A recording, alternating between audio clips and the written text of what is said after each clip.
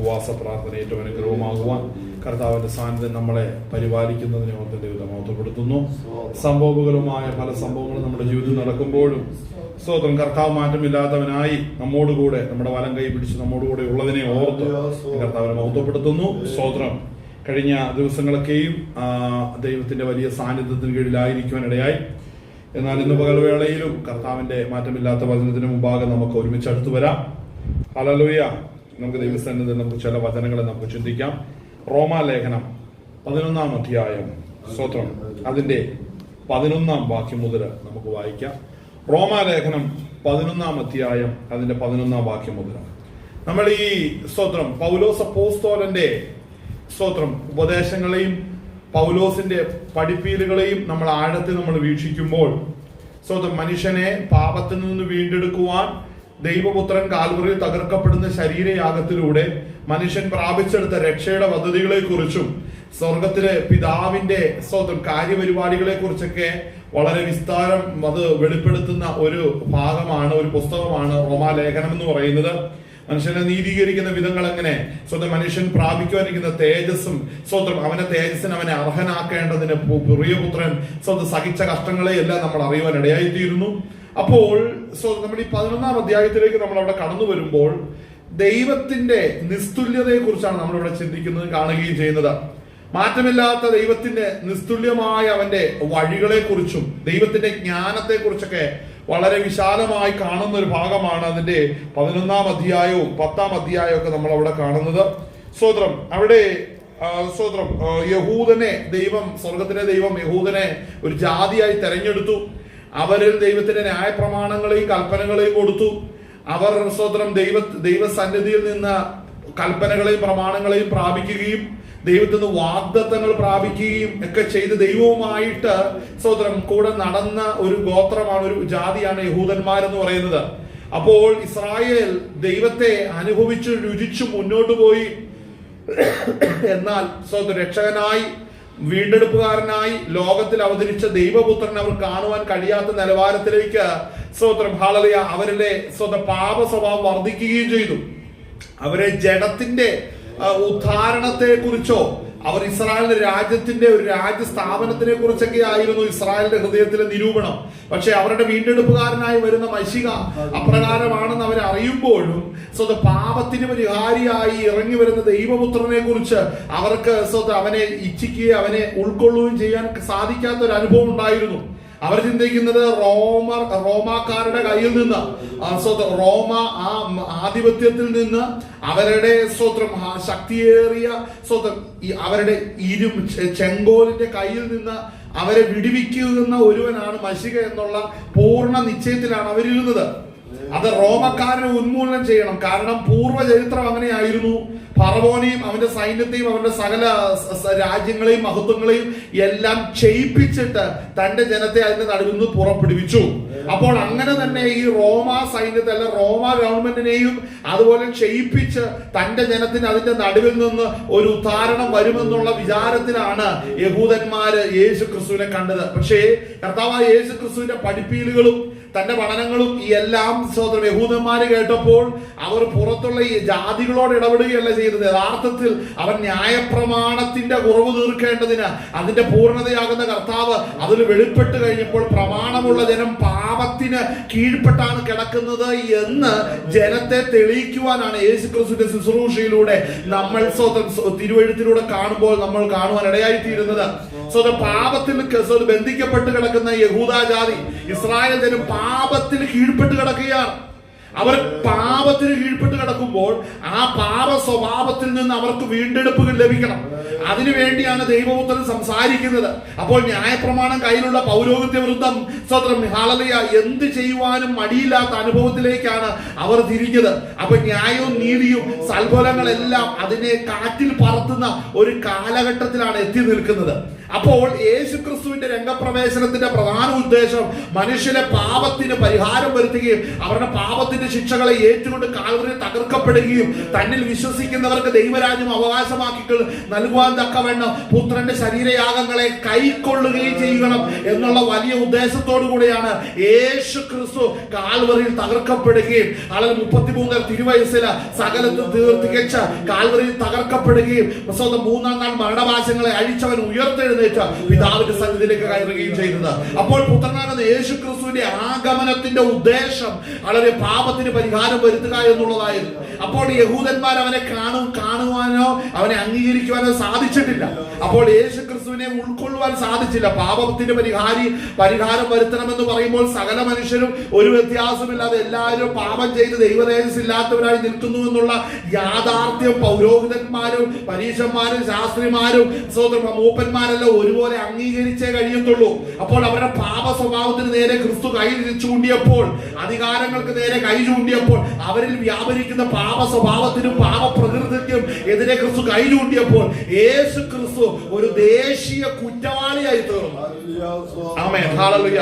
അപ്പോൾ അതിൽ നിന്ന് വീണ്ടെടുക്കപ്പെടുവാനാണ് കർത്താവായ യേശു ക്രിസ്തു തന്റെ രാജ്യം ഭൂമിയിൽ സ്ഥാപിച്ചു പാപത്തിൽ നിന്ന് വീണ്ടെടുക്കപ്പെടുന്നവരെ തന്റെ രാജ്യത്തിൽ ചേർക്കണം. യഥാർത്ഥത്തിൽ തന്റെ ഹല്ലേലൂയ തന്റെ അക്ഷരീയ രാജ്യം ആത്മീക രാജ്യത്തിലേക്ക് തന്നെ തന്റെ പ്രജകളെ ചേർക്കുവാൻ യേശു ക്രിസ്തു കാൽവറിയിൽ തകർക്കപ്പെടുകയാണ് ചെയ്യുന്നത്. അപ്പോൾ ദൈവപുത്രൻ തന്നെ ഇറങ്ങി വന്ന് തന്റെ രാജ്യത്തിലെ പ്രജകളെ ചേർക്കുന്ന ഒരു ശുശ്രൂഷയാണ് കാണുന്നത്.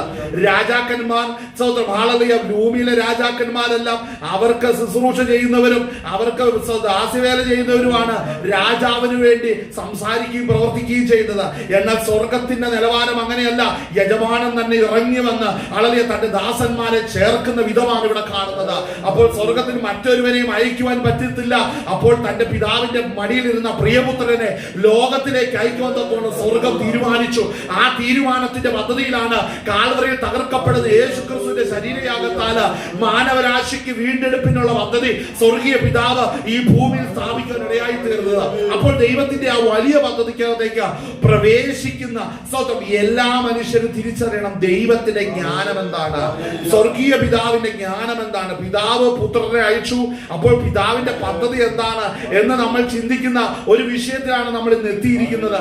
എന്നാൽ നമ്മൾ ഇന്ന് ചിന്തിക്കുന്ന ഭാഗത്തിൽ നിന്ന് റോമാലേഖനം 11 അധ്യായം അതിന്റെ 11 വാക്യം മുതൽ നമുക്കൊന്ന് വായിക്കാം. 11 അധ്യായം 11 വാക്യം മുതൽ വായിച്ചാട്ടെ. ഇവിടെ ശ്രദ്ധിക്കേണ്ട ഒരു കാര്യം, പൗലോസ് അപ്പോസ്തലൻ ഇവിടെ ചോദിക്കുകയാണ്, യഹൂദന്മാർ വീണുപോയപ്പോൾ യഹൂദന്മാരെ കുറിച്ച് പൗലോസ് അപ്പോസ്തലൻ ചോദിക്കുന്ന ചോദ്യം ഈ വിധത്തിലാണ്: അവർ വീഴേണ്ടതിനോ അവർ ഇടറിയത് എന്ന് പറഞ്ഞാൽ അവർ വീണു പോകാനാണോ അവർ ഇടറിപ്പോയത്? അവരുടെ ഇടർച്ച മനഃപൂർവമായിരുന്നോ എന്നാണ് ചോദിക്കുന്നത്. അതായത് ദൈവം മനഃപൂർവമായി അവരെ വീഴ്ത്തിയതാണോ എന്നാണ് ചോദ്യം. എന്നാൽ ആ ചോദ്യത്തിന്റെ മറുപടി കേൾക്കണം. വായിച്ചേ. ഇടറിയത് എന്ന് ഞാൻ ചോദിക്കുന്നു, ഒരു നാളുമല്ല. കണ്ട ഉത്തരം പറയുന്നു, ഒരു നാളും അല്ല. ശ്രദ്ധിക്കണം, അവർ വീണത് അവർ വീഴാൻ കാരണം ഉണ്ടായിട്ടാണ്. അവർ പാപികളായിരുന്നു. പാപ സ്വഭാവം നിൽക്കുന്നത് കൊണ്ടാണ് അവർ വീഴുവാൻ ഇടയായി തീർന്നത്. എന്തുകൊണ്ടാണ് അവർക്ക് വീഴുവാൻ? ഏതാണ് ഈ വീഴ്ചയുടെ അർത്ഥം? യേശു ക്രിസ്തുവിൽ വിശ്വസിക്കുവാൻ യഹൂദന്മാർക്ക് കഴിഞ്ഞില്ല. യേശു ക്രിസ്തു വീണ്ടെടുപ്പുകാരനാണെന്ന് വിശ്വസിക്കുവാൻ കഴിഞ്ഞില്ല. സ്വതന്ത്രം കർത്താവ് തെരഞ്ഞെടുത്ത യഹൂദന്മാരിൽ തെരഞ്ഞെടുത്ത 12 പേർക്കല്ലാതെ, അതിലൊരുവൻ പോയി 11 പേർക്കും അല്ലാതെ വേറെ ആർക്കും യേശു ക്രിസ്തുവിൽ വിശ്വസിക്കാൻ സാധിച്ചിട്ടില്ല. അപ്പോൾ ശ്രദ്ധിക്കണം, അവരെ യഹൂദന്മാരുടെ കാര്യത്തെ കുറിച്ച് ചോദിക്കുകയാണ്. അതായത് കർത്താവായ യേശു ക്രിസ്തു യഹൂദന്മാർ ദൈവപുത്രനെ തള്ളിയപ്പോൾ ജാതികൾ രക്ഷയുടെ പാത്രമാകുന്ന ക്രിസ്തുവിനെ, രക്ഷയുടെ പ്രത്യാശയുടെ വാതിലാകുന്ന ക്രിസ്തുവിനെ തള്ളിയപ്പോൾ ആ വാതിൽ ജാതികൾക്കൊരു വാതിലായി തീർന്നു. ജാതികൾക്ക് രക്ഷയായി തീർന്നു. അങ്ങനെ അവരുടെ പാളയം വിട്ട് പുറത്തേക്ക് വന്ന ദൈവപുത്രൻ നിമിത്തം സുവിശേഷം പ്രസംഗിക്കുന്നിടത്തൊക്കെയും സകലരും വിശ്വസിക്കുവാൻ ഇടയായി തീർന്നു.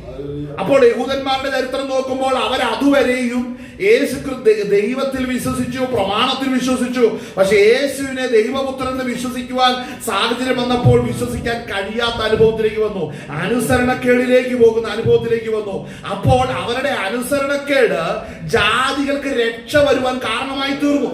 ഇവനെ ഞങ്ങൾക്ക് വേണ്ട, ഇവന്റെ രക്തം ഞങ്ങളുടെ മേലും ഞങ്ങളുടെ തലമുറയുടെ മേലും വരട്ടെ എന്ന് ശാപം വലിച്ചു വെച്ചപ്പോൾ ഹല്ലേലൂയ അവനെ തള്ളിക്കളഞ്ഞു യേശു ക്രിസ്തുവിനെ. അപ്പോൾ കർത്താവിനെ തള്ളിക്കളഞ്ഞപ്പോൾ, യഹൂദന്മാർ ഒരുപോലെ തള്ളിക്കളഞ്ഞപ്പോൾ, ന്യായപ്രമാണത്തിന്റെ പൂർണ്ണതയാകുന്ന ക്രിസ്തു പാളയത്തിന് പുറത്തു വന്നപ്പോൾ അവനിൽ വിശ്വസിക്കുന്നവർക്ക് പാപമോചനവും വീണ്ടും ജനനവും നൽകുവാൻ തക്കവണ്ണം പരിശുദ്ധാത്മാവെന്ന വാഗ്ദത്തം ജാതികൾ പ്രാപിക്കുന്നത് കണ്ടപ്പോഴാണ് യഹൂദന്മാര് ഇടറുവാൻ പ്രധാനമായി തീർന്നത്.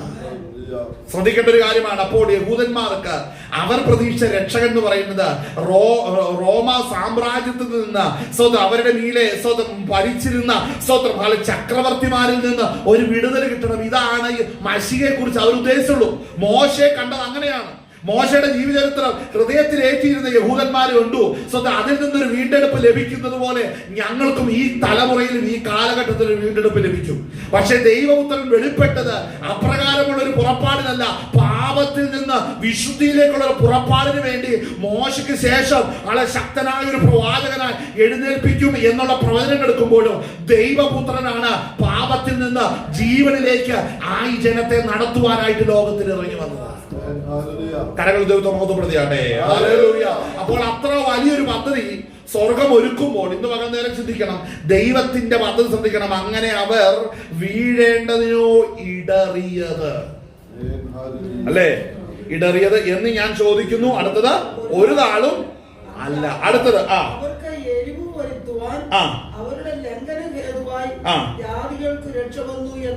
അപ്പോൾ ശ്രദ്ധിക്കേണ്ട ഒരു കാര്യം, പൗലോസ് പറയുന്ന കാര്യം ഇവിടെ വളരെ ശ്രദ്ധിക്കണം. അതായത് പൗലോസ് പറയുന്ന കാര്യം, ഈ രക്ഷയുടെ പദ്ധതി സ്തോത്രം ഹല്ലേലൂയ ദൈവം സ്വർഗത്തിലെ പിതാവ് ഒരുക്കിയിരിക്കുന്നത് എങ്ങനെയാണെന്നറിയാവോ? യഹൂദന്മാര് കഠിനപ്പെട്ടു, അവർ അനുസരണക്കേട് കാണിച്ചു. അനുസരണക്കേട് എന്താണ്? ദൈവപുത്രനെ അംഗീകരിക്കാതിരിക്കുന്നതാണ് അനുസരണക്കേട്. അപ്പോൾ ദൈവത്തിന് അനുസരിക്കാതിരുന്നു കഴിഞ്ഞപ്പോൾ എന്ത് സംഭവിച്ചു? അവരെന്ത് ചെയ്തു? അവർ കർത്താവായ യേശു ക്രിസ്തുവിനെ തള്ളിക്കളഞ്ഞു.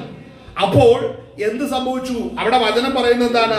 അവർക്ക് എരിവ് വരുത്തുവാൻ, അവരുടെ ലംഘന ഹേതുവായി ജാതികൾക്ക്, അപ്പൊ അവർക്ക് എരിവ് വരുത്തുവാൻ, യഹൂദന്മാർക്ക് എരിവ് വരുത്തുവാൻ. അപ്പൊ യഹൂദന്മാരുടെ ജീവിതത്തിൽ എന്ത് സംഭവിക്കുന്നു? അവർക്ക് എരിവ് വരണം. ഇന്ന് അവർ അനുസരണക്കേടിൽ ഇരിക്കുകയാണ്, അവിശ്വാസത്തിൽ ഇരിക്കുകയാണ്. അവിശ്വാസത്തിലും അനുസരണക്കേടിലും ഇരിക്കുന്ന ജനത്തിന് ദൈവം കൊടുക്കുന്ന ട്രീറ്റ്മെന്റ് എന്താണെന്നറിയാവോ? എരിവ് വരുത്തുന്ന അനുഭവത്തിലേക്ക് ദൈവം കൊണ്ടുവരും. എരിവില്ലാതെയാണ് ഇരിക്കുന്നതെങ്കിൽ ദൈവം എരിവ് വരുത്തുന്ന അനുഭവത്തിലേക്ക് ദൈവം കൊണ്ടുവരും. ശ്രദ്ധിക്കേണ്ട ഒരു പ്രധാനപ്പെട്ട കാര്യമാണ്. അപ്പോൾ ഈ യഹൂദന്മാര് കർത്താവായ യേശുവിനെ തള്ളുമ്പോൾ, ദൈവപുത്രനെ തള്ളിക്കളയുമ്പോൾ, സ്വർഗത്തിലെ പിതാവ് എന്ത് ചെയ്തു? പുത്രന്റെ സുവിശേഷം ജാതികളിലേക്ക് വരുവാൻ ഇടയായി തീർന്നു. ജാതികൾ വിശ്വസിക്കുമ്പോൾ എന്ത് സംഭവിക്കുന്നു? യഹൂദന്മാർക്ക് അത് എരിവായി തീരും. നമ്മൾ അപ്പോസ്തല പ്രവൃത്തി വളരെ കാര്യമായി പഠിക്കുമ്പോൾ പൗലോസ് അപ്പോസ്തലൻ അപ്പോസ്തലത്വം പ്രാപിച്ച് ശുശ്രൂഷയുമായി കടന്നു പോകുന്നിടത്തൊക്കെയും യഹൂദന്മാരുടെ ഉപദ്രവം വളരെ ശക്തമായിരുന്നു. സുവിശേഷം പ്രസംഗിക്കുന്നിടത്തൊക്കെയും എതിർപ്പുണ്ടായി. അവർ പറയുന്ന ഭാഗം ഇതായിരുന്നു, ഞങ്ങളുടെ മോശയുടെ ന്യായപ്രമാണം ആളെ ആചരിക്കരുതെന്ന് ഇവ പറഞ്ഞു എന്ന് പറഞ്ഞാണ് പൗലോസിനെ ഉപദ്രവിച്ചുകൊണ്ടിരുന്നത്. അപ്പോൾ എന്താണ് അവിടെ പറഞ്ഞുകൊണ്ടിരുന്നത്? മോശേനെ ഉപദ്രവിക്കുന്നു, പൗലോസിനെയും പത്രോസിനെയും യാക്കോബിനെയും യോഹന്നാനെയും അപ്പോസ്തലന്മാരെയും കർത്താവായ യേശു ക്രിസ്തുവിന്റെ സാക്ഷ്യമുള്ളവരെ ഉപദ്രവിക്കുന്നതിന് ഒരു കാരണമേ ഉള്ളൂ. ഞങ്ങളുടെ പ്രമാണം, മോശ ഞങ്ങൾക്ക് നൽകിയിരിക്കുന്ന തോറ, അതിന്റെ അകത്തെ ന്യായപ്രമാണം അനുസരിക്കരുത് എന്ന അർത്ഥത്തിലാണ് ഇവരുടെ പ്രസംഗം എന്ന് ആരോപിച്ചാണെന്ന് ഓർക്കണം. അപ്പോസ്തലന്മാരെ ദൈവസഭയെ 1-ാം നൂറ്റാണ്ടിൽ യഹൂദന്മാർ പീഡിപ്പിച്ചുകൊണ്ടിരുന്നത്. അപ്പോൾ അതിൽ നിന്ന് എന്തുകൊണ്ടാണ് അവർക്കായി എരിവ് വന്നത്? കാരണം ജാതികൾ രക്ഷ പ്രാപിക്കണം. ജാതികൾ രക്ഷ പ്രാപിക്കണം. ജാതികൾ രക്ഷ പ്രാപിക്കുക, അതിനായിട്ട് എന്ത് ചെയ്യണം? ഈ രക്ഷാ പദ്ധതി യഹൂദന്മാരിൽ നിന്ന് വിട്ട് ജാതികളിലേക്ക് തിരിയുന്ന അനുഭവത്തിലേക്ക് വന്നു. ആമേൻ. വായിച്ചാട്ടെ, ആ ഭാഗം ഒന്നുകൂടെ വായിച്ചാട്ടെ. എന്നാൽ അവർ വീഴേണ്ടതിനോ ഇടറിയത് അല്ല. 11 അവർക്ക് എരിവ് വരുത്തുവാൻ, അവരുടെ ലംഘന ഹേതുവായി ജാതികൾക്ക് രക്ഷ വന്നു എന്നേ. അപ്പോൾ ജാതികൾ എന്താ അവരെ ലംഘിച്ചു അല്ലെ? അവരുടെ ലംഘനം ദൈവപുത്രന്റെ രക്ഷാപദ്ധതിയെ ലംഘിച്ചപ്പോൾ, അതിനെ നിഷേധിച്ചപ്പോൾ എന്ത് സംഭവിച്ചു? നാം ഓരോരുത്തരും രക്ഷിക്കപ്പെടുവാൻ ഇടയായി തീർന്നു. ദൈവപുത്രനെ തള്ളിക്കളഞ്ഞപ്പോൾ സ്വന്തം ദൈവപുത്രനുള്ള വിശ്വാസം നമ്മൾ ഓരോരുത്തരും രക്ഷ പ്രാപിക്കാൻ ഇടയായി തീർന്നു.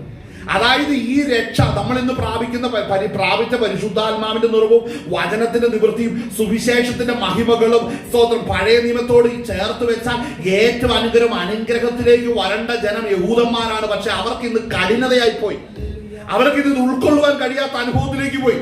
അപ്പോൾ യേശു ക്രിസ്തുവിനുള്ള വിശ്വാസത്താൽ നമുക്ക് പാപബോധനം നൽകുവാൻ കാരണമായി തീർന്നത് പരിശുദ്ധാത്മാവിന്റെ വാഗ്ദത്തം നമ്മുടെ ഹൃദയത്തിൽ മുദ്ര ചെയ്യപ്പെട്ടതുകൊണ്ടാണ് നമുക്കിത് ഗ്രഹിക്കുവാൻ കാരണമായി തീർന്നത്. കാര്യങ്ങൾ ദൈവത്തെ ബോധപ്പെടുത്തിയാട്ടെ. ഹല്ലേലൂയ. അപ്പോൾ ഇന്ന് പകൽ നേരം ദൈവസന്നിധിയില്ല, നമ്മളിത് തിരിച്ചറിയണം. ദൈവത്തിന്റെ വചനത്തെ നമ്മൾ തിരിച്ചറിയണം. വായിച്ചാട്ടെ.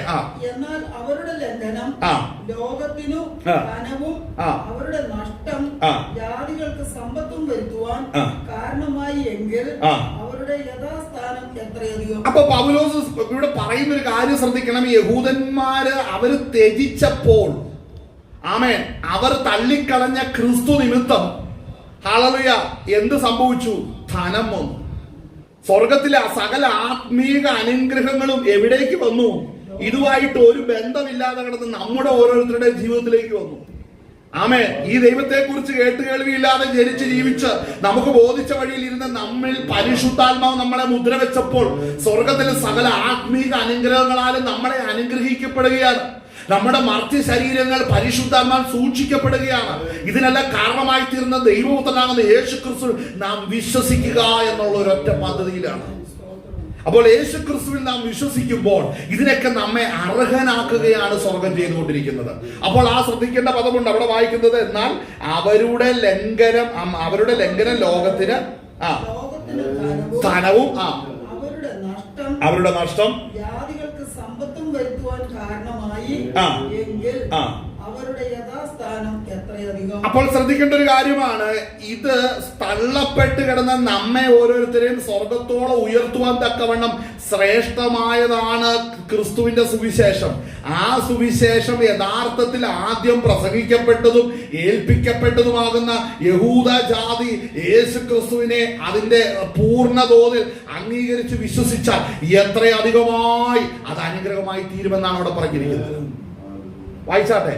എന്നാൽ ജാതികളായ നിങ്ങളോട് ഞാൻ പറയുന്നത്, ജാതികളുടെ അപ്പോസ്തലനായിരിക്കുകയാൽ ഞാൻ എന്റെ സ്വജാതിക്കാർക്ക് വല്ലവിധേനയും സ്പർദ്ധ ജനിപ്പിച്ച് അവരിൽ ചിലരെ രക്ഷിക്കാമെങ്കിലോ എന്ന് വെച്ച് തന്നെത്താൻ എന്റെ ശുശ്രൂഷയെ പുകഴ്ത്തുന്നു. ഇവിടെ പൗലോസ് പറയുന്ന വാക്യം വളരെ പ്രാധാന്യമുള്ള ഒരു കാര്യമാണ്. അതായത് സ്തോത്രം, പൗലോസിന്റെ ശുശ്രൂഷയെ ശ്രദ്ധിക്കണം. ഇത് യഹൂദന്മാർക്ക് അറിയത്തില്ല. അവരിന്ന് ന്യായപ്രമാണത്തെ മുറുകെ പിടിക്കുകയാണ്. പക്ഷെ അതിലല്ല, ക്രിസ്തുവിലാണ് സ്തോത്രം കൽപ്പന മോശ മുഖാന്തരം വന്ന കൃപയും സത്യവും യേശു ക്രിസ്തു മുഖാന്തരം വരുന്നേ. അപ്പോൾ യേശു ക്രിസ്തുവിൽ വിശ്വസിക്കുവാൻ കഴിയാതിരിക്കുന്ന യഹൂദന്മാർ ഇപ്പോഴും പഴയ ന്യായപ്രമാണത്തിന് കീഴിലുള്ള ആചാരങ്ങളിലേക്ക് തിരിഞ്ഞ് അതിലേക്ക് പോകുന്നത് കാണുമ്പോൾ പൗലോസ് പറയും, ഞാൻ വല്ല വിധേന അവരുടെ ഹൃദയത്തിൽ സ്പർദ്ധ ജനിപ്പിച്ച് ഒരുത്തനെങ്കിലും പിടിച്ചോണ്ട് വരാൻ നോക്കിയാൽ അതും ദൈവസന്നിധിയിൽ നീതിയാണ്. കാര്യം അവരുടെ ഹൃദയത്തിൽ സ്പർദ്ധയായിട്ടോ വൈരാഗ്യമായിട്ടൊക്കെ തോന്നിയാലും അവൻ ഇതിനെ രുചിച്ചു തുടങ്ങുമ്പോഴാണ് സത്യം ഗ്രഹിക്കാൻ കഴിയുക. അപ്പോൾ ശ്രദ്ധിക്കണം, പൗലോസിന്റെ സ്തോത്രം ഹൃദയത്തിലെ വാഞ്ച വളരെ ആഴത്തിൽ ചിന്തിക്കണം. ഹല്ലേലൂയ. ആ വചനം ശ്രദ്ധിക്കണം. അവിടെ വായിക്കുന്ന എന്താണ്? അവിടെ വായിക്കുന്നതാണ് ഞാൻ എന്റെ സ്വജാതിക്കാർക്ക് വല്ലവിധേനയും സ്പർദ്ധ ജനിപ്പിച്ചു അവരിൽ ചിലരെ രക്ഷിക്കാമെങ്കിലോ എന്ന് വെച്ച് തന്നെ ഞാൻ എന്റെ ശുശ്രൂഷയെ. അപ്പോൾ പൗലോസിന്റെ ശുശ്രൂഷയിൽ സഹോദരന്മാരുടെ ഹൃദയത്തിൽ സ്പർദ്ധ ജനിപ്പിക്കുകയാണ് ഇതിന് നേരെ. അപ്പോൾ പ്രസംഗത്തിന് ഉദ്ദേശം ശ്രദ്ധിക്കണം, ആരുമായിട്ട് അനാവശ്യ ബന്ധത്തിൽ ഏർപ്പെടുന്നതല്ല ശുശ്രൂഷ എന്ന് പറയുന്നത്. കർത്താവിന്റെ നാമനിമിത്തം ഒരുവനെങ്കിലും സ്വന്തം ക്രിസ്തുവിലേക്ക് നേടുവാൻ സ്പർദ്ധ ജനിപ്പിച്ചു എന്ന് പൗലോസ് ഇവിടെ പറയുമ്പോൾ ഇതിനൊക്കെ കാരണമായി തീർന്നത് എന്നെ ഏൽപ്പിച്ച ശുശ്രൂഷയാണ്. ആ ശുശ്രൂഷ ഞാൻ പുകഴ്ത്തുന്നു എന്നാണ് പറഞ്ഞിരിക്കുന്നത്. വളരെ ആഴമുള്ള കാര്യമാണ്. അപ്പോൾ ദൈവം ഏൽപ്പിച്ച ശുശ്രൂഷ നിറപടിയായി ചെയ്യുമ്പോൾ അനേക ജീവിതങ്ങൾക്ക് രൂപാന്തരം വരണം. കാരണം എന്താണ്? യഹൂദന്മാർക്ക് അറിയത്തില്ല അവർക്ക് ഒരുക്കി വെച്ചിരിക്കുന്ന നന്മ എന്താണെന്ന്. അവർക്ക് പ്രാപിക്കുവാനിരിക്കുന്ന അഭിവൃദ്ധിയും ഉയർച്ച എന്തെന്ന് അവർ അറിയുന്നില്ല. എന്നാൽ രക്ഷാനായകനാകുന്ന ക്രിസ്തുവിനെ അവർ തള്ളുക നിമിത്തം ജാതികൾ ഈ നന്മകൾ അനുഭവിക്കുമ്പോൾ പൗലോസ് പറയുക, വല്ല വിധേയരെയും ഒരുവനെയെങ്കിലും നേടുവാൻ ഞാൻ ആഗ്രഹിക്കുന്നു, അതിനായി ഞാൻ എന്നെ ഏൽപ്പിച്ചിരിക്കുന്ന ശുശ്രൂഷയെ ഞാൻ പുകഴ്ത്തുന്നു എന്നാണ് പൗലോസ് പറയുകയാണ്. അപ്പോൾ ശ്രദ്ധിക്കണം, നമ്മളെ ഏൽപ്പിച്ചിരിക്കുന്ന ദൗത്യത്തിന്റെ മഹത്വം എത്ര വലുതാണെന്ന്. അപ്പോൾ അതിന് വിളിക്കപ്പെട്ടവർ ആ പദ്ധതി നിറവടിയായി ചെയ്തേ കഴിയത്തുള്ളൂ. കരങ്ങൾ ചെറുത ബോധപ്പെടുത്തിയാട്ടെ. അപ്പോൾ ദൈവത്തിന്റെ പ്രവൃത്തി അത് വെളിപ്പെടുവാൻ നമ്മൾ ഏൽപ്പിച്ചു കൊടുക്കണം. വായിച്ചാട്ടെ, തുടർന്ന് വായിച്ചാട്ടെ. അവരുടെ ഭ്രംശം ലോകത്തിന്റെ നിരപ്പിന് ഹേതുവായി എങ്കിൽ അവരുടെ അംഗീകരണം മരിച്ചവരുടെ ഉയർപ്പെന്നല്ലാതെ എന്താകും. അപ്പോൾ ശ്രദ്ധിക്കണം, ജാതികളുടെ ഇടയിലേക്ക് ദൈവപുത്രന്റെ സുവിശേഷം കടന്നു വന്ന് നമ്മൾ ഓരോരുത്തരും രക്ഷിക്കപ്പെടുവാൻ കാരണമായി തീർന്നു, അല്ലെ? ആ രക്ഷാപദ്ധതി അവിടെ നടക്കുമ്പോൾ അവിടെ പറയുന്ന കാര്യം ശ്രദ്ധിക്കണം. അവരുടെ ഭ്രംശം അവരുടെ ഭ്രംശം ലോകത്തിന്റെ നിരപ്പിന് ഹേതുവായി എങ്കിൽ അവരുടെ അംഗീകരണം മരിച്ചവരുടെ ഉയർപ്പെന്നല്ലാതെ അപ്പോൾ മരിച്ചവരുടെ ഉയർപ്പെന്നല്ലാതെ എന്താകും? അപ്പൊ മരിച്ചവരെ ഉയർപ്പിക്കുവാൻ, അതായത് അവരെ ദൈവമത്തിൽ നിന്ന് ത്യജിച്ചു കഴിഞ്ഞപ്പോൾ അവരുടെ ഭ്രംശം ലോകത്തിന് ജാതികൾക്ക് രക്ഷ വന്നെങ്കിൽ അവരുടെ അംഗീകരണം ദൈവം യഹൂദനെ അംഗീകരിക്കുന്നു. എപ്പോഴാണ് അംഗീകരിക്കുന്നത്? സ്വപുത്രനെ യഹൂദനെ എപ്പോൾ അംഗീകരിക്കുന്നു അന്ന് പിതാവ് അവരെ അംഗീകരിക്കും. മനസ്സിലാകുന്നുണ്ടോ? അപ്പോൾ നമ്മെ എങ്ങനെ അംഗീകരിക്കും? നമ്മൾ പുത്രനാകുന്ന യേശു ക്രിസ്തുവിനെ അംഗീകരിച്ചപ്പോൾ അവൻ രക്ഷകനാണ്, വീണ്ടെടുപ്പുകാരനാണ്, പാപത്തിന്റെ പരിഹാരിയാണ്, നമുക്ക് നിത്യമായ രാജ്യം ഒരുക്കുവാൻ സ്വർഗത്തിലേക്ക് കയറി പോയിരിക്കുന്നു, നമ്മെ ചേർക്കുവാൻ കർത്താവായ യേശു ക്രിസ്തു മടങ്ങി വരുന്നു, അവൻ എന്റെ രക്ഷകനാണ്, എന്റെ പാപത്തിന് പരിഹാരിയാണ്, നിത്യ ജീവനും തേജസ്സിനും ഉറവിടമാണെന്നുള്ളത് അംഗീകരിക്കുമ്പോൾ പിതാവിന്റെ മടിയിലിരുന്ന ഏകജാതനാണ് ഇവനല്ലാതെ മറ്റൊരു നാമവുമില്ലെന്ന് നമ്മൾ അംഗീകരിക്കുമ്പോഴാണ് പിതാവായ ദൈവം നമ്മളെ അംഗീകരിക്കാനിടയായി തീരുന്നത്. അപ്പോൾ അങ്ങനെ സകല ന്യായ പ്രമാണത്തിന്റെയും പൂർണ്ണത ക്രിസ്തുവിൽ നിന്ന് യഹൂദന്മാർ എന്ന് അംഗീകരിക്കുന്നു, ആ അംഗീകരണത്തിന്റെ സമയത്തിൽ ദൈവം അവരെ അംഗീകരിക്കും. ദൈവം അവരെ അംഗീകരിക്കുമ്പോൾ പൗലോസ് ഇവിടെ പറഞ്ഞിരിക്കുന്ന കാര്യം, മനുഷ്യരുടെ ഉയർപ്പെന്നല്ലാതെ പിന്നെ എന്താകും? ആമേൻ. മനുഷ്യരുടെ ഉയർപ്പ്.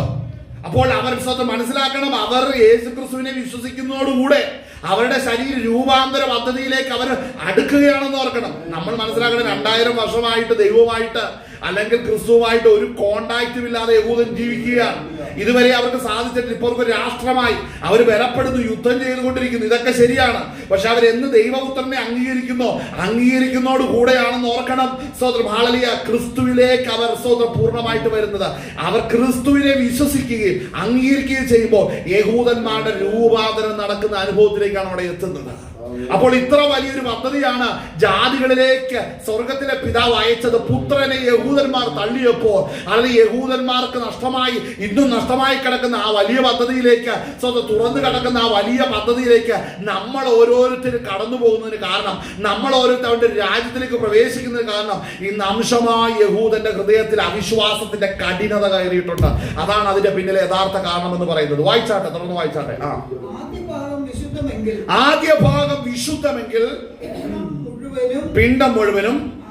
അപ്പോൾ ആദ്യ ഭാഗം വിശുദ്ധമായത് എപ്പോഴാണ്? ന്യായപ്രമാണം നല്ലതാണ്, പക്ഷെ ക്രിസ്തുവിനെ അംഗീകരിക്കാതിരുന്നപ്പോൾ അത് വിശുദ്ധമായില്ല. എന്നാൽ അത് വിശുദ്ധമാകണമെന്നുണ്ടെങ്കിൽ നിന്നെ ചേർത്തൊട്ടിച്ചേ മതിയാകത്തുള്ളൂ. വായിച്ചാട്ടെ. ആദ്യ ഭാഗം വിശുദ്ധമെങ്കിൽ പിണ്ഡം മുഴുവനും അങ്ങനെ തന്നെ, വേര് വിശുദ്ധമെങ്കിൽ കൊമ്പുകളും അങ്ങനെ തന്നെ. വേര് വിശുദ്ധമെങ്കിൽ കൊമ്പുകളും. ഇവിടെ ശ്രദ്ധിക്കണം, പൗലോസ് പറയുന്നതാണ് വേര് ക്രിസ്തു എന്ന വേരിനോട് ഒരിക്കൽ ക്രിസ്തുവിന് വെളിപ്പെട്ടു വരുന്ന ആ ദൈവത്തിന്റെ പദ്ധതിയിലേക്ക് ചേർത്തൊട്ടിച്ച യഹൂദൻ. ആമേൻ, ഹല്ലേലൂയ. അവിടെ പറയുന്നത് വേര് വിശുദ്ധമാണ്. എന്നാൽ മനസ്സിലാക്കുന്ന കാട്ടൊലിവായിരുന്ന എന്നെയും നിന്നെയുമാണ് ദൈവം രക്ഷിച്ചെടുത്തത്. അപ്പോൾ നമ്മൾ കാട്ടുമരമായതിൽ നിന്ന് നമ്മളെ വെട്ടിയെടുത്ത നാട്ടരുവിനോട് ചേർത്തൊട്ടിക്കുന്ന പദ്ധതിയിലാണ് ഇപ്പോൾ വന്നിരിക്കുന്നത്. വായിച്ചേ, വേഗം വായിക്ക. കൊമ്പുകളിൽ ചിലത് ഒടിച്ചിട്ട് കാട്ടൊലിവായ നിന്നെ അവയുടെ ഇടയിൽ ഒട്ടിച്ചു ചേർത്ത് ഒലിവ് മരത്തിന്റെ ഫലപ്രദമായ വേരിന് പങ്കാളിയായി തീർന്നു എങ്കിലോ കൊമ്പുകളുടെ നേരെ പ്രശംസിക്കരുത്. ഇവിടെ ശ്രദ്ധിക്കേണ്ട ഒരു കാര്യമാണ്. ഇവിടെ നമ്മുടെ പ്രശംസ കൊമ്പിന് നേരെ ആകരുത്. കൊമ്പുകൾ ഏതാ? ആദ്യം ഈ ഫലപ്രദമായ വേരിനോട് ചേർന്ന് നിന്നത് യഹൂദന്മാരായിരുന്നു. ആ വേരിനോട് ചേർന്നിരിക്കുവാൻ ദൈവം നിർണയിച്ചു, പദ്ധതി വിട്ടു. സ്തോത്രം. അങ്ങനെ ആ നന്മയിൽ നിന്ന് പ്രാപിച്ചെടുത്ത ആ കൊമ്പ് ഇന്ന് ഒടിഞ്ഞു പോയേക്കുവാണ്. ഹല്ലേലൂയ. എന്നാൽ നാം എങ്ങനെയാണ് കാട്ടുമരമായതിൽ നിന്ന് നമ്മെ വെട്ടിയെടുത്ത് ഇതിനോട് ചേർത്തൊട്ടിച്ചു കഴിഞ്ഞപ്പോൾ എന്ത് സംഭവിച്ചു? നാം നല്ല ഫലം അനുഭവിച്ചുകൊണ്ടായിരിക്കുന്നത്. നമ്മുടെ പാപത്തിന് പരിഹാരം വന്ന് യേശുവിന്റെ രക്തത്താൽ, അവന്റെ വചനത്താൽ നമ്മളെ വീണ്ടും ജനിപ്പിച്ചു. പരിശുദ്ധാത്മാവൻ നമ്മളെ വീണ്ടും ജനിപ്പിച്ചു. അങ്ങനെ കർത്താവിന്റെ തിരുമേശയുടെ പങ്കാളികളായി തീർന്ന് വിശുദ്ധിയോടും വേർപാടോടും കൂടെ ഈ നല്ല വേരിനോട് നല്ല അംശത്തിൽ നമ്മളെ ചേർത്തൊട്ടിച്ചിരിക്കുകയാണ് പ്രിയപ്പെട്ടവരെ. അപ്പോൾ കർത്താവ് അങ്ങനെ ചെയ്യുമ്പോൾ ആ പദ്ധതിയോട് ചേർന്നിരിക്കേണ്ട ഉത്തരവാദിത്വം നമ്മുടെ ഓരോരുത്തരുടെയുമാണ്. അപ്പോൾ ശ്രദ്ധിക്കണം, അവിടെ ആരാണ് നേരത്തെ ഇരുന്നത്? തുറന്നു വായിച്ചേ. കൊമ്പുകളുടെ നേരെ പ്രശംസിക്കരുത്. കൊമ്പുകളുടെ നേരെ പ്രശംസിക്കരുത്. പ്രശംസിക്കുന്നു എങ്കിൽ നീ വേരിനെ അല്ല നിന്നെ അത്ര ചുമക്കുന്നു എന്ന് ഓർക്കുക. അപ്പോൾ മനസ്സിലാക്കണം, നാം ദൈവത്തെ സ്നേഹിച്ചതല്ല, ദൈവം നമ്മെ സ്നേഹിച്ചതാണ്. നാം ദൈവത്തെ കണ്ടെത്തിയതല്ല, ദൈവം നമ്മെയാണ് കണ്ടെത്തിയത്. മനസ്സിലാക്കണം. ഹല്ലേലൂയ. നമ്മുടെ പല ചിന്താഗതി എന്ന് പറഞ്ഞാൽ ഞാൻ ദൈവത്തിൽ വിശ്വസിച്ചു, അത് നീതിയായിട്ട് കാണപ്പെടുന്നത്, അത് കൃപയാലാ. അത് മനസ്സിലാക്കണം. അപ്പോൾ കൃപയാലാണ് വിശ്വാസം മൂലം നാം രക്ഷിക്കപ്പെട്ടിരിക്കുന്നത്, പ്രവർത്തികൾ കാരണമല്ല. മനസ്സിലാക്കണം. അത് കാരണം നമ്മൾ ദൈവത്തിൽ വിശ്വസിക്കുവാൻ ദൈവം അനുവദിച്ചുകൊണ്ടാണ് നമ്മൾ ദൈവത്തിൽ വിശ്വസിക്കാനായി തീർന്നത്. അപ്പോൾ കർത്താവ് എന്നെ തെരഞ്ഞെടുത്തല്ല, ഞാൻ കർത്താവിനെ തെരഞ്ഞെടുത്തതല്ല. എനിക്ക് കർത്താവിനെ തെരഞ്ഞെടുക്കാൻ പറ്റത്തില്ല. എങ്ങനെ തെരഞ്ഞെടുക്കാൻ പറ്റും? അല്ലെങ്കിൽ എന്റെ ആത്മാവിന് ദൈവത്തെ വെളിപ്പെടുത്തുവാൻ ദൈവം പദ്ധതി ഇട്ടത് കൊണ്ടാണ് ഞാൻ രക്ഷിക്കപ്പെട്ടത്. എന്നെ കേൾക്കുന്നവരെ, നിങ്ങൾ രക്ഷിക്കപ്പെട്ടിട്ടുണ്ടെങ്കിൽ നിങ്ങളുടെ ശക്തി കൊണ്ടല്ല, നിങ്ങളെ വിളിച്ച നാമ ഉയരത്തിലാണ്. നിങ്ങളുടെ ആത്മാവിന് യേശുക്രിസ്തു രക്ഷകനാണെന്ന് വെളിപ്പെട്ടവരോടാണ് ഞാൻ ഇപ്പോൾ നേരം പറയുന്നത്. നിങ്ങൾ രക്ഷിക്കപ്പെടുവാൻ കാരണമായി തീർന്നത് നിങ്ങളുടെ പ്രവൃത്തി കൊണ്ടല്ല, അത് കൃപയാലാണ് അത് സംഭവിച്ചത്. വായിച്ചാട്ടെ. സ്തോത്രം. എന്നാൽ എന്നെ ഒട്ടിക്കേണ്ടതിന് കൊമ്പുകളെ ഒടിച്ചു കളഞ്ഞ് എന്ന് നീ പറയുന്നു. അവിടെയാണ് നമ്മൾ ജാതികളിൽ നിന്ന് മനസ്സിലാക്കണം. പൗലോസ് ആരാണ്? പൗലോസ് ജാതികളുടെ അപ്പോസ്തലനാണ് അല്ലെ? നമ്മുടെ അപ്പോസ്തലനാണ്. ആര്? അതല്ലേ പൗലോസ് അപ്പോസ്തലൻ അല്ലെ?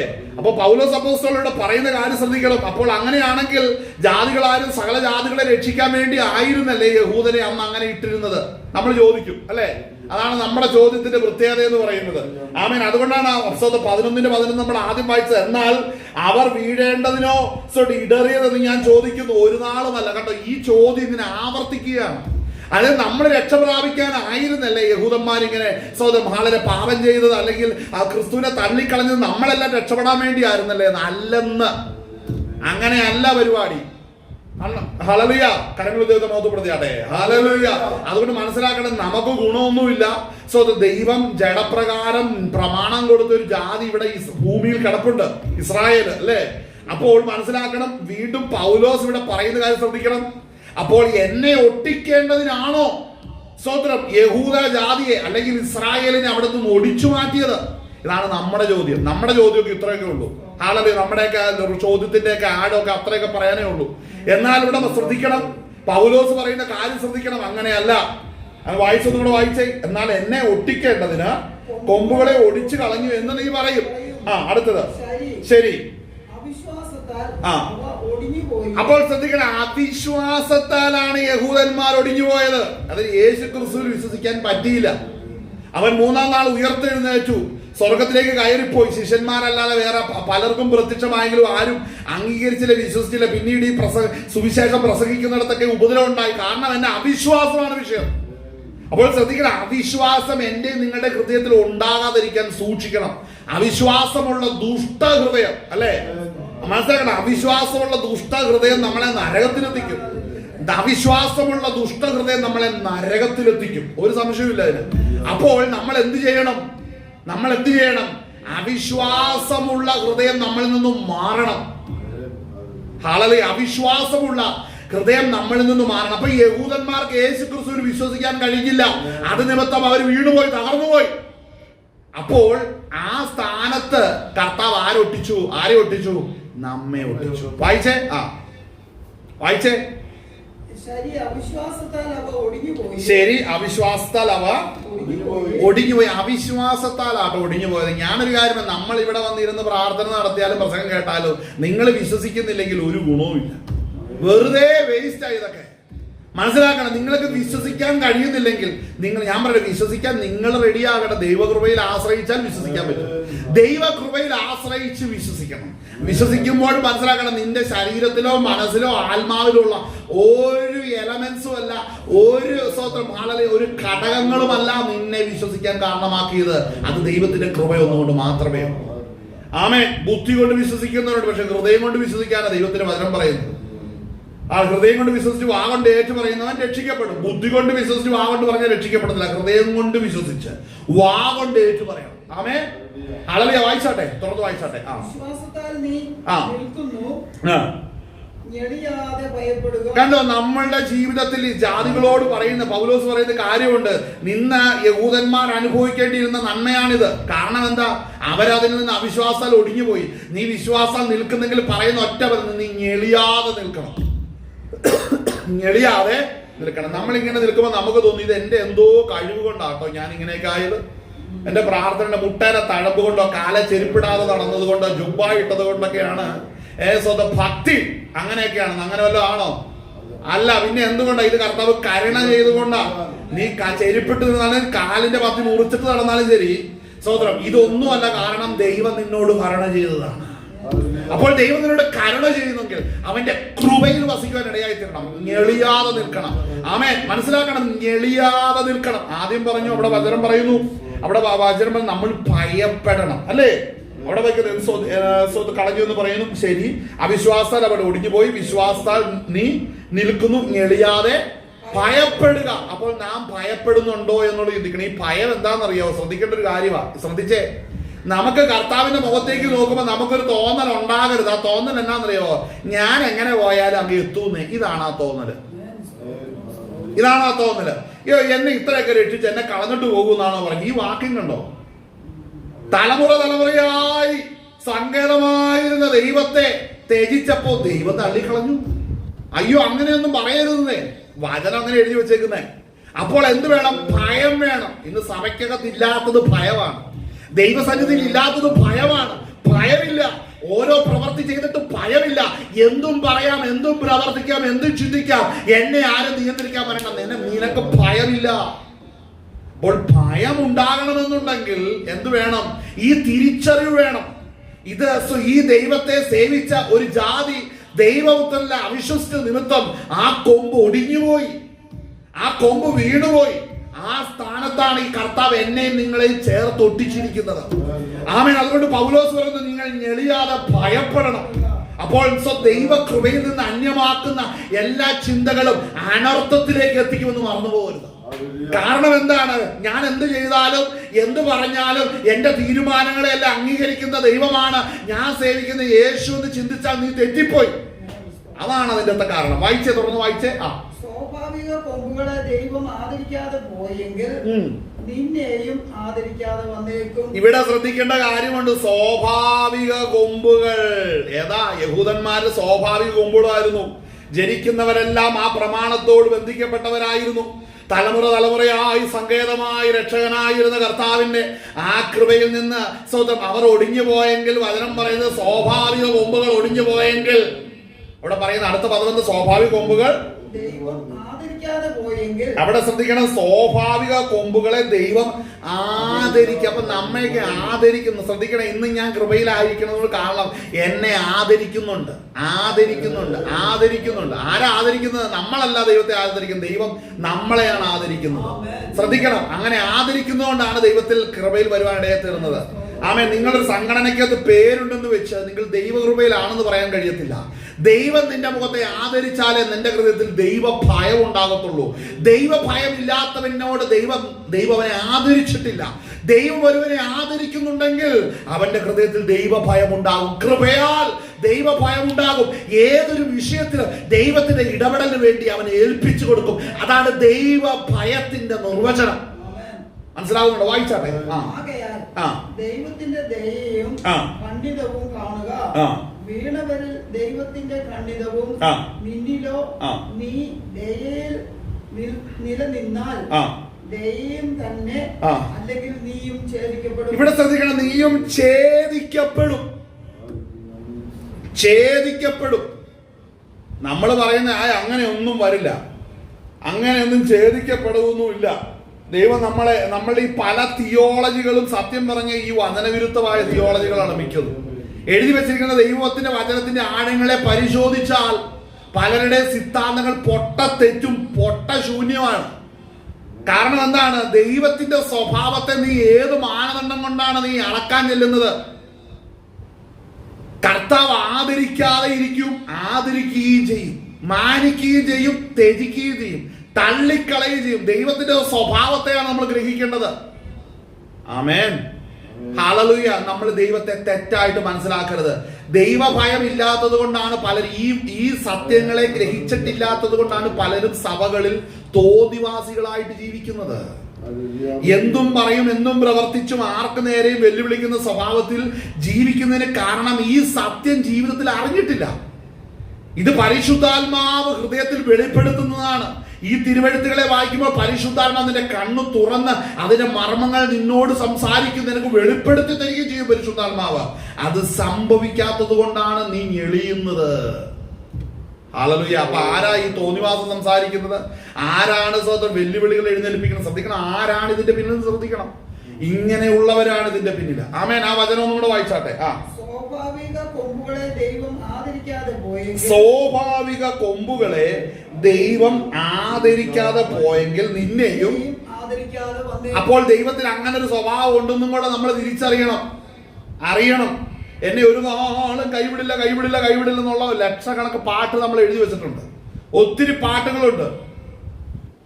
ഒരു നാളും കൈവിടില്ല, ഓരോ നാളും ഉപേക്ഷിക്കില്ല, കൂകില്ല, എന്റെ യേശു എത്ര നല്ലവൻ.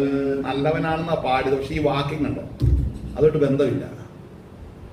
അപ്പോൾ എവിടുന്ന പാട്ടുകൾ ഉദിക്കുന്നത്? അത് നമ്മൾ ദൈവത്തെ കാണാൻ ആഗ്രഹിക്കുന്ന ഒരു കാഴ്ചയുണ്ട്. ഒരിക്കലും കൈവിടാത്തൊരു ദൈവത്തെയാണ് കാണാൻ ആഗ്രഹിക്കുന്നത്. നല്ലതാണ്. പക്ഷെ ഈ വചനം വായിക്കുമ്പോൾ അതെടുത്ത് മാറ്റിക്കണം. അങ്ങനെ പ്രാപ്തിയുള്ളവർ അങ്ങനെയൊക്കെ പാടിക്കോ. അതുകൊണ്ട് എന്താണെന്നറിയാവോ, ആ പാട്ടൊക്കെ കൊണ്ട് എത്തിക്കുന്നത് എന്തും ചെയ്യാനുള്ള ലൈസൻസ് ആക്കി കൊടുക്കുകയാണ്.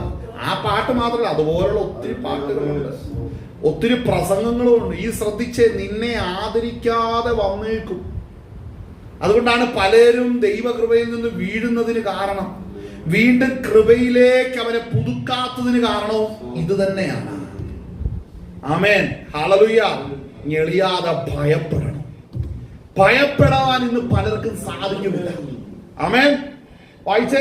അവിടെ ആ ഭാഗം ഒന്നും കൂടെ വായിക്കും. വളരെ ആഴമുള്ള കാര്യം. ഞാനിത് വായിച്ച് ദൈവത്തിൽ നിന്ന് അനേക മണിക്കൂറുകൾ ധ്യാനിച്ച വിഷയമാണ്. ആമേൻ. ശ്രദ്ധിക്കണം കേട്ടോ. നമ്മുടെ കർത്താവ് നമ്മോട് കൂടെ വരും, നമ്മളോട് കൂടി ഇരിക്കും. പക്ഷെ ഒരു കാര്യമുണ്ട്, തന്റെ തീരുമാനങ്ങളെ മാറ്റാൻ നമ്മെ കൊണ്ട് പറ്റില്ല. അപ്പൊ നമുക്ക് ദോഷമായത് തീരുമാനിക്കോ? അത് നമ്മുടെ പ്രവൃത്തി കണ്ടിട്ട് നമ്മൾ ഞെളിയുകയാണ് എങ്കിൽ പ്രതീക്ഷിക്കാം. ആമേൻ, ആമേൻ. വായിച്ചേ ആ വാക്യം.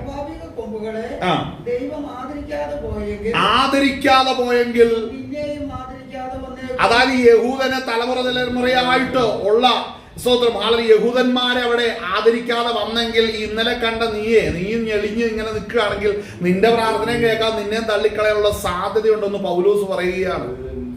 അപ്പോൾ ഭയപ്പെടണം. ആ ഭയം എന്താ കാണിക്കുന്നത്? എന്റെ പ്രവർത്തികളും മറ്റൊരു വ്യക്തിയിലല്ല ഞാൻ ആശ്രയിക്കുന്നത്. എന്റെ പ്രവൃത്തിയും എന്റെ ചിന്തകളും എന്റെ ആത്മീക ജീവിതവും കൊണ്ട് ഈ ദൈവരാജ്യം എനിക്ക് നഷ്ടമാകരുത്. യഹൂദന്മാരിന്ന് കൈവിടപ്പെട്ട് കിടക്കുന്നത് പോലെ ഞാൻ നഷ്ടമാകരുത് എന്നുള്ള തിരിച്ചറിവോടുകൂടെയാണ് ഞാൻ ഈ ദൈവത്തോട് ഇടപെടുവാനായിട്ട്. ഈ നമ്മളിൽ പലർക്കും ഈ വിഗ്രഹ പരിചയമാണ് ഇരിക്കുന്നത്, അല്ലെങ്കിൽ ജാതീയ പരിചയമാണ് ഇരിക്കുന്നത്. എന്ത് പറഞ്ഞാൽ എന്താണ്? നമ്മൾ ഓരോരുത്തരും ഇതിനു മുമ്പിലായിരുന്ന ഒരു പശ്ചാത്തലവും അവിടുന്ന് നമ്മൾ പ്രാപിച്ചെടുത്ത വിശ്വാസത്തിന്റെ തലങ്ങളും കൊണ്ട് ഈ ജീവനുള്ള ദൈവത്തിന്റെ അടുക്കിലേക്ക് വരുമ്പോൾ ശ്രദ്ധിക്കണേ, നമ്മൾ പഠിച്ചതും എടുത്തുകൊണ്ട് വന്നൊക്കെ ചാക്കിൽ പൊതിഞ്ഞ് നമ്മുടെ തോളത്തിരിപ്പുണ്ട്. അത് എടുത്ത് നീ എന്ന് താഴെ വെക്കുന്നു, അന്നാ നിനക്ക് ഇതൊക്കെ ഗ്രഹിക്കാൻ കഴിയത്തുള്ളൂ. നീ ചുമന്നുകൊണ്ട് നടക്കുന്ന വിശ്വാസങ്ങൾ ഒന്നും കൊണ്ട് നിനക്ക് ദൈവത്തെ ഗ്രഹിക്കാൻ കഴിയത്തില്ല. വായിച്ചാട്ടെ. ദൈവത്തിന്റെ ദയയും ഖണ്ഡിതവും കാണുക. വീണവരിൽ ദൈവത്തിന്റെ ഖണ്ഡിതവും നിന്നിലോ നീ ദയയിൽ നിലനിന്നാൽ ദയയും തന്നെ, അല്ലെങ്കിൽ നീയും ഛേദിക്കപ്പെടും. അപ്പോൾ എന്താണ് ആ ദയ? കർത്താവിന് കരുണയുണ്ടായിട്ട് ഈ കൃപയിലേക്ക് എന്നെ സ്വർഗം പ്രവേശിപ്പിച്ചു. എന്റെ ഒരു പ്രവൃത്തിയും കാരണമല്ല, ഇത് അവന്റെ ദയയാണ്. ഇത് വ്യക്തിപരമായ ജീവിതത്തിൽ ആർക്കൊക്കെ ഗ്രഹിക്കാനും ഉൾക്കൊള്ളാനും സാധിക്കുന്നുണ്ടോ, വിശ്വസിക്കുന്നുണ്ടോ, അവരെ ഈ ദൈവകൃപയിൽ ഇരിക്കുന്നുള്ളൂ. അവർക്ക് ഈ പദ്ധതി രക്ഷയായിട്ട് സ്വന്തം അനുഭവിക്കാൻ സാധിക്കത്തുള്ളൂ. ഒത്തിരി പേര് ചിന്തിച്ചുകൊണ്ടിരിക്കുന്ന പണ്ട് സമുദായ പള്ളിയിൽ ചെന്ന കുർബാന കാണാൻ പോകും. അങ്ങനെ ബന്ധക്കോസ് ആരാധനിക്കുന്ന ഫ്രണ്ട് വന്ന് ഇങ്ങനെ ഇരുന്ന് ഉറങ്ങും. എന്താണെന്നറിയാം, അവർ പറഞ്ഞു ഞാനിവിടെ വന്നില്ലേ, വണ്ടിക്കൂലി മുടക്കിയില്ലേ, ഇന്ന് പട്ടിണിയാ, വൈകിട്ടേ തിന്നുന്നുള്ളൂ, ഇതൊന്നും കൊണ്ട് നീ പോവില്ല. മനസ്സിലാക്കണം, അതിലും നല്ലത് എല്ലാം തിന്നു കുടിച്ച് നീ നരകത്തിൽ പോ, അതാണ് ഇതിലും ബെറ്റർ. പക്ഷേ വചനം പറയുന്ന എന്താണ്? ഹാളലെ ദുർവർത്തമാന നിമിത്തം സദാചാരം കെട്ടുപോകുന്നുണ്ട്, അത് പറയുന്നല്ലോ. എന്നാൽ ഇന്ന് പകൽ നേരം തിരിച്ചറിയണം, നമ്മൾ ഓടേണ്ടുന്നത് പോലെ ഓടുവാൻ ഇന്ന് പകൽ നേരം ഇടയാകണം. അവന്റെ ദയയിൽ നിലനിൽക്കണം. ഞാൻ ബലഹീനനായതുകൊണ്ടാണ് പ്രിയ പുത്രനെ നൽകിയത്. ഞാൻ യോഗ്യതയുള്ളവനല്ലായിരുന്നു, അവൻ എന്നോട് കരുണ തോന്നിയതാണ്. ഇത് നമ്മൾ എപ്പോഴും ഗ്രഹിച്ചാലേ നമുക്ക് ഈ രക്ഷയുടെ പദ്ധതി നമുക്ക് രുചിക്കാൻ സാധിക്കത്തുള്ളൂ. അപ്പൊ അവന്റെ ദയയിൽ നിലനിൽക്കണം, അല്ലെ? നാം ദൈവകൃപയിലാണെങ്കിൽ ആകുന്നു എന്നുള്ളത് നമുക്ക് എങ്ങനെ അറിയാം? അവന്റെ ദയയിലാണോ നമുക്കറിയാം. എങ്ങനെയാ ദയ? എന്റെ ഈ സ്ഥിതി കണ്ടിട്ട് എന്നേക്ക് തകർന്ന് തരിപ്പിടമായി പോകേണ്ടിയിരുന്നതല്ലേ ഞാൻ? അതെ, വർഷങ്ങളൊന്ന് പുറകോട്ട് തിരിഞ്ഞു നോക്കിക്കേ. ജീവിതത്തിന്റെ ഭവനത്തിന്റെ അകത്ത് കയറി വന്ന അനർത്ഥങ്ങൾ എത്ര അധികമായിരുന്നു, രോഗങ്ങൾ എത്ര അധികമായിരുന്നു, ആത്മഹത്യകളോ ആളിയ ജീവിതം തകർന്നാ മതി എന്നുള്ള, അല്ലെങ്കിൽ ജീവിതം തകർന്ന അനുഭവത്തിൽ കിടന്ന് അവസാനിപ്പിച്ചാൽ മതി എന്ന് വിചാരിച്ച എത്രയോ ദിവസങ്ങൾ ഉണ്ടായിരുന്നു. ഒരു ദിവസം പോലും മുമ്പിൽ കാണാൻ പറ്റാത്ത അനുഭവങ്ങൾ കടന്നുപോയില്ലേ? അവിടുന്ന് എങ്ങനെയാ ഞാൻ ഇന്ന് ഈ കാണുന്ന സ്ഥിതിയിലെത്തിയത്? അവന്റെ ദയയാണെന്ന് മറന്നു പോകരുത്. മനസ്സിലാക്കണം, ഇന്ന് മിടുക്കനായിട്ട് ഇരിപ്പുണ്ട്, പക്ഷേ ഇതിന്റെ പുറകിൽ നിന്നൊരു കാലഘട്ടം ഉണ്ടായിരുന്നു. ദൈവം നോക്കുന്ന അവിടെ നിന്ന് ഇവിടം വരെ നീ വന്നിട്ട് നീ ദയയിലാണോ, അതൊന്ന് തിരിച്ചറിയണം. നമ്മൾ തിരിഞ്ഞു നോക്കണം കേട്ടോ. നമ്മുടെ പഴയ കാലഘട്ടമൊക്കെ ചിലർക്ക് ഒട്ടും ഓർമ്മയില്ലാത്ത പഴയ കാലഘട്ടമാണ്. എങ്ങനെയാണ് രക്ഷയുടെ ഈ കൃപയിലേക്ക് വരുന്നതിന് മുമ്പുള്ള കാലഘട്ടം? ഭവനത്തിന്റെ ഉള്ളറകൾ എങ്ങനെയായിരുന്നു? എത്രത്തോളം കലക്കമായിരുന്നു, എത്രത്തോളം പ്രശ്നങ്ങളിലായിരുന്നു. അവിടെ രക്ഷയുടെ പദ്ധതി അറിയാതെ ജീവിതം വീർപ്പുമുട്ടി നിന്ന അനുഭവങ്ങളില്ലായിരുന്നു. എനിക്കുണ്ടായിരുന്നു. തകർന്ന് തരിപ്പടമായ ഒരു കുടുംബത്തിന്റെ നടുവിൽ നിന്ന് സ്വർഗം എന്നെ രക്ഷിച്ചെടുത്തത്. കാരണം എന്താണ്? ഇന്ന് ഞാൻ തിരിഞ്ഞു നോക്കുമ്പോൾ കർത്താവ് എത്രയോ വലിയ ദയയാണ് എന്റെ ജീവിതത്തിൽ ചെയ്തിരിക്കുന്നത്. ആമേൻ. ആ ദയയിലാണ് ഞാൻ ആശ്രയിക്കുന്നത്. എന്റെ കർത്താവ് എന്റെ കരം പിടിച്ച് എഴുന്നേൽപ്പിച്ചു. കാരണം എന്നാ? ഞാൻ അത്രമേൽ തകർന്നു കിടക്കുന്നു. ഞാൻ മിടുക്കനല്ലായിരുന്നു. മിടുക്കന്മാരെല്ലാം കിടക്കണം, മിടുക്കനല്ലായിരുന്നു. വളരെ കഴിവില്ലാത്തവരായിരുന്നു. എല്ലാവരും തകർന്നു കിടക്കുകയായിരുന്നു. ഇത് അംഗീകരിക്കുന്നവനെ ദൈവകൃപയിലേക്ക് കയറുന്നുള്ളൂ. ആമേൻ. ഇത് അംഗീകരിക്കുന്നതിനെ ദൈവകൃപയിലേക്ക് കയറുന്നുള്ളൂ. വായിച്ചാട്ടെ, തുടർന്ന് വായിച്ചാട്ടെ. അവിശ്വാസത്തിൽ നിലനിൽക്കാതിരുന്നാൽ അവരെയും കൂടെ ഒട്ടിക്കും. അപ്പോൾ അവിശ്വാസം എന്ന് പറഞ്ഞാൽ എന്തുകൊണ്ടാണ് അവിശ്വാസം എന്ന് പറഞ്ഞാൽ? പൂർവ്വകാലം മറന്നു പോകുന്നവരാണ് അവിശ്വാസത്തിലേക്ക് വീഴുന്നത്. ഈ കൃപയിൽ നിന്ന് വീഴുന്നവരെപ്പോഴും അവരുടെ വർത്തമാനകാലത്ത് മാത്രം നിന്നുകൊണ്ട് ചിന്തിക്കും. അവർ പുറകോട്ടൊന്നും തിരിഞ്ഞു നോക്കൂല. അതാണ് ഈ പലരുടെ പ്രശ്നം. എന്താണെന്നറിയോ? നീ പുറകോട്ടൊന്ന് തിരിഞ്ഞു നോക്കിക്കേ, നിനക്ക് പ്രാർത്ഥന വരും, ആരാധന വരും, നിന്റെ ജീവിതത്തിൽ നിന്ന് സാക്ഷ്യം വരും. പലരും ഇങ്ങനെ ഉറങ്ങുന്നതിന് കാരണം എന്താണെന്നറിയോ? പുറകിലൊന്നുമില്ല. മനസ്സിലാവുന്നുണ്ടോ? പുറകിലൊന്നും ചിന്തിക്കാൻ പറ്റുന്നില്ല. ഹല്ലേലൂയ. ശ്രദ്ധിക്കണം കേട്ടോ. ഇവിടെ എങ്ങനെയൊക്കെ ഉന്തി തള്ളി വിട്ടാലും കാറളം ധ്വനിക്കുമ്പോഴാണ് ഒറിജിനൽ ഡ്യൂപ്ലിക്കേറ്റ് നമ്മെ വേർതിരിയുന്നത്. പല ഡ്യൂപ്ലിക്കേറ്റ് ഒറിജിനലിന്റെ കൂടെ ഇരിക്കും. നമ്മൾ ചിലയിടത്തൊക്കെ ചെല്ലുമ്പോൾ കാണുന്നത് കണ്ടിട്ടുണ്ടോ? 8-10 സാധനങ്ങൾ ഒറിജിനൽ ഇങ്ങനെ വെച്ചിട്ട് അതിന്റെ 2-3 ഡ്യൂപ്ലിക്കേറ്റ് വെച്ചേക്കും. കാരണം അതിന് ഒറിജിനൽ എല്ലാം മണത്ത് കഴിഞ്ഞിട്ട് പൊട്ടിക്കാതെ വെച്ചിരിക്കുന്ന ഒരു ഡ്യൂപ്ലിക്കേറ്റ് എടുത്തോണ്ട് വീട്ടിൽ പോകുന്നവരുണ്ട്. ഇതുപോലെ ഡ്യൂപ്ലിക്കേറ്റ് ഒറിജിനലും കൂടെ വെച്ചേക്കും. പക്ഷെ ഒരു കാര്യമുണ്ട്, ഒറിജിനൽ കമ്പനിയിൽ നിന്ന് വിട്ടതാണ്. കാകളം നിൽക്കുമ്പോൾ ഒറിജിനൽ എടുക്കപ്പെടും, ഡ്യൂപ്ലിക്കേറ്റ് ഇവിടെ തള്ളപ്പെടും. അതുകൊണ്ട് നീ ഡ്യൂപ്ലിക്കേറ്റ് ആകാതിരിക്കണമെന്നുണ്ടെങ്കിൽ നീ ഭയപ്പെടണം ജീവിതത്തില്. ആമേൻ. വായിച്ചാട്ടെ. അവിശ്വാസത്തിൽ നിലനിൽക്കാതിരുന്നാൽ അവരെയും കൂടെ ഒട്ടിക്കും, അവരെ വീണ്ടും ഒട്ടിക്കുവാൻ ദൈവം ശക്തനാണ്. അപ്പോൾ അവിശ്വാസത്തിൽ നിലനിൽക്കാതിരിക്കാൻ നീ അധ്വാനിക്കണം. എങ്ങനെ അധ്വാനിക്കുന്നത്? തൂമ്പായിട്ട് അധ്വാനിക്കണമെന്നാണോ? അത് വല്ല ജോലിക്ക് പോകണമെന്നാണോ? കൂലിപ്പണിക്ക് പോകണമെന്നാണോ? അത് പിന്നെ എന്താ അവൻ ഉദ്ദേശിക്കുന്നത്? ഇതൊന്നും അല്ല ഉദ്ദേശിക്കുന്നത്. നീ അംഗീകരിക്കണം, നീ ദയയിലാണെന്ന് അംഗീകരിക്കണം. ദയയിലാണ് ദൈവസന്നിധിയിൽ ഇരിക്കാൻ കഴിയുള്ളൂ. അവന്റെ ദയക്ക് കീഴിൽ വന്നാലേ കഴിയത്തുള്ളൂ. അതുകൊണ്ട് അവന്റെ ദയയിലേക്ക് എന്റെ കണ്ണൊന്ന് ഉയരണം. അതിനൊന്ന് മനസ്സിലാക്കണം. നീ എന്റെ പുറകിലുള്ള കാലം നോക്കുന്നേ, നീ എവിടുന്നാ ഇവിടം വരെ എത്തിയെന്ന് നോക്കണം. അത് നോക്കുമ്പോൾ നിനക്ക് തിരിഞ്ഞു നടക്കാനുള്ള കൃപ ശക്തി കിട്ടും. മനസ്സിലാകുന്നുണ്ടോ? നീ പുറകോട്ട് തിരിഞ്ഞു നോക്കുമ്പോഴാ നിന്റെ മുമ്പിലെ ലക്ഷ്യം എന്തായെന്ന് മനസ്സിലാകത്തുള്ളൂ. ആമേൻ, ഹല്ലേലൂയ. അതുകൊണ്ട് ഇന്ന് അനേകം രക്ഷിക്കപ്പെടുന്നില്ല. എന്താ? ഇന്ന് പാപത്തിന് കീഴിലിരിക്കുന്ന ചിലര് പ്രാർത്ഥിക്കുന്ന എന്നാന്നറിയാവോ? അവന്റെ ആ സെറ്റപ്പുകളൊക്കെ ഒന്ന് മിനിങ്ങി വരണം, അല്ലെ? അവനായിരിക്കുന്ന സാഹചര്യങ്ങളൊക്കെ അതിന്റെ അവസ്ഥയ്ക്ക് പെട്ടെന്ന് മാറ്റണം. എന്നിട്ടോ പഴയ അവസ്ഥയിൽ തന്നെ ജീവിച്ച് മുമ്പോട്ട് പോകണം. അപ്പൊ രക്ഷിക്കപ്പെടുമോ? രക്ഷിക്കപ്പെടുമൊന്നുമില്ല. പിന്നെ എന്തിനാ ഞങ്ങളെ വിളിച്ചത്? ഞാൻ പ്രാർത്ഥിച്ച് ഞങ്ങളുടെ സ്ഥിതി മാറ്റണം. മനസ്സിലാവുന്നുണ്ടോ? അതായത് പിശാചിന്റെ കൂട്ടിൽ പോയി കിടക്കാൻ ഞങ്ങൾക്ക് പുതപ്പും ബെഡും മേടിച്ചു തരണമെന്ന് പറയുന്ന പോലെയുണ്ട്. ഹല്ലേലൂയ. അത് അങ്ങനെ തന്നെ പോകും. അപ്പൊ മനസ്സിലാക്കണം, വില കൊടുക്കാത്ത ആരും അക്കരെ നാട് കടക്കുകയില്ല. ആരും കടക്കുകയില്ല. ഇത് വില കൊടുത്തെങ്കിലേ കഴിയത്തുള്ളൂ. ആമേൻ. വായിച്ചാട്ടെ, ഒന്ന് വായിച്ചാട്ടെ. സ്വഭാവത്താൽ കാട്ടുമരമായതിൽ നിന്ന് നിന്നെ മുറിച്ചെടുത്ത് സ്വഭാവത്തിന് വിരോധമായി നല്ല ഒലിവ് മരത്തിൽ ഒട്ടിച്ചു എങ്കിൽ സ്വാഭാവിക കൊമ്പുകളായവരെ സ്വന്തമായ ഒലിവ് മരത്തിൽ എത്രയധികമായി ഒട്ടിക്കും. അപ്പോൾ 24-ാം വാക്യം വളരെ ചിന്തിക്കണം. അവിടെ സ്വഭാവത്താൽ കാട്ടുമരമായതിൽ നിന്ന്. ആമേൻ, ഹല്ലേലൂയ. നമ്മുടെ കാട്ടുമരമായതിൽ നിന്ന് പറയുമ്പോൾ ആ വാക്യം ഒന്നും കൂടെ വായിച്ച വാക്യം. സ്വഭാവത്താൽ കാട്ടുമരമായതിൽ നിന്ന് നിന്നെ മുറിച്ചെടുത്ത് സ്വഭാവത്തിന് വിരോധമായി നല്ല ഒലിവ് മരത്തിൽ ഒട്ടിച്ചു എങ്കിൽ സ്വാഭാവിക കൊമ്പുകളായവരെ സ്വന്തമായ ഒലിവ് മരത്തിൽ എത്രയധികമായി ഒട്ടിച്ചു. അത് വായിക്കുമ്പോ തന്നെ നമുക്ക് എഫേസ്യ ലേഖനം 2-ാം അധ്യായം, ആമേൻ, അതിന്റെ 2:1 മുതൽ വായിച്ചേ. എഫേസ്യ ലേഖനം 2-ാം അധ്യായം 1-ാം വാക്യം മുതൽ. അതിക്രമങ്ങളാലും പാപങ്ങളാലും മരിച്ചവരായിരുന്ന നിങ്ങളെയും അവൻ ഉയർപ്പിച്ചു. കണ്ടോ? അതിക്രമങ്ങളാലും പാപങ്ങളാലും മരിച്ചവരായിരുന്ന നിങ്ങളെയും അവൻ കണ്ടോ? സ്നാനപ്പെട്ട് കർത്താവായ യേശുക്രിസ്തു ചേരുവ സ്നാനപ്പെട്ടപ്പോൾ പരിശുദ്ധാത്മാഭിഷേകം പ്രാപിച്ചപ്പോൾ നമ്മുടെ ആത്മാവ് ഉയർത്തു. നമ്മുടെ ആത്മാവ് ഉയർത്തവരോടാ പറയുന്നത്. ഇന്നും അവർ സ്നാനപ്പെട്ടിട്ട് അഭിഷേകം പ്രാപിക്കാത്തവരുണ്ട്. അവരിപ്പോഴും ചത്ത് തന്നെ കിടക്കുന്നത്. അതുകൊണ്ടാണ് വീണ്ടും ഇരുന്ന് ഉറങ്ങുന്നത്. ഒന്നും പറഞ്ഞാൽ മനസ്സിലാകാത്ത, ഇപ്പോഴും ഉണർന്നിട്ടില്ല. അപ്പോൾ ആർക്കാണ് ഈ പറയുന്ന ദൂതുകൾ ഗ്രഹിക്കുന്നത് അറിയാവോ? ഉണർന്നവർക്കേ, മരിച്ചവരുടെ ഇടയിൽ നിന്ന് ഉണർന്നവർക്കേ ഈ പറയുന്ന ദൂതുകൾ ഗ്രഹിക്കാൻ കഴിയത്തുള്ളൂ. ആമേൻ, ഹല്ലേലൂയ. അവർ ഉയർത്ത അവിടെ പറയുന്ന മരിച്ചവർ നിങ്ങളെ ഉയർപ്പിച്ചു. അടുത്തത് 2-ാം വാക്യം. നിങ്ങൾ മുമ്പേ ലോകത്തിന്റെ കാലഗതിയെ കണ്ട, ഇവിടെ ശ്രദ്ധിക്കണം. നമ്മൾ വായിച്ച വാക്യത്തിന്റെ അകത്ത് മുമ്പേ നിങ്ങൾ പ്രകൃതിയാൽ ജാതികളായിരുന്നു, അല്ലേ? സ്തോത്രം, ഹല്ലേലൂയ. അവിടെ വാക്യമുണ്ട്. അതിന് റോമാലേഖനം നമ്മൾ വായിച്ച 11-ാം അധ്യായത്തിന്റെ അകത്ത് നമ്മൾ കണ്ടത്, സ്തോത്രം, ഹല്ലേലൂയ, സ്വഭാവത്തിൽ കാട്ടുമരമായതിൽ നിന്ന്. അപ്പൊ നമ്മുടെ സ്വഭാവം എന്തായിരുന്നു?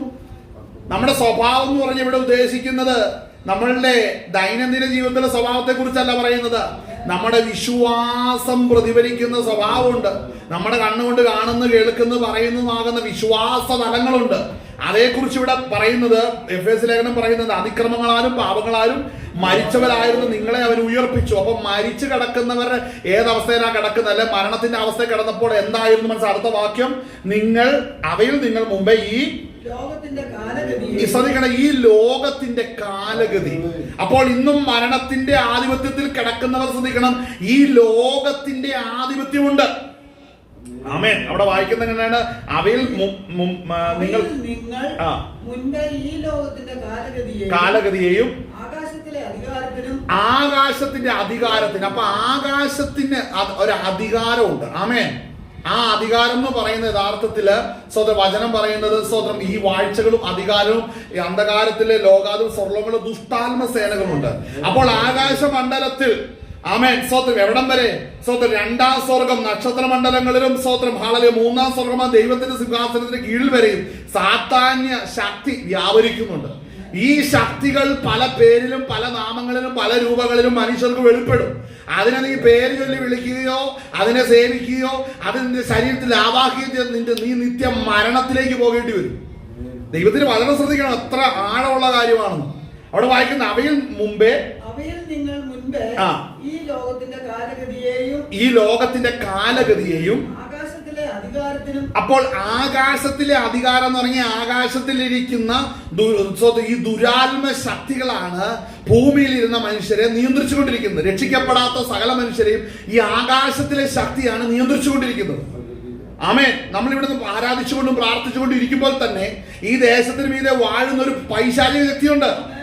ആമേൻ. ആ പൈശാചിക ശക്തി അതിനെ സേവിക്കുന്നവരും അതിന്റെ പിന്നാലെ പാപത്തിലിരിക്കുന്നവർക്ക് ആ ശക്തിയുടെ വ്യാപാരമുണ്ട്.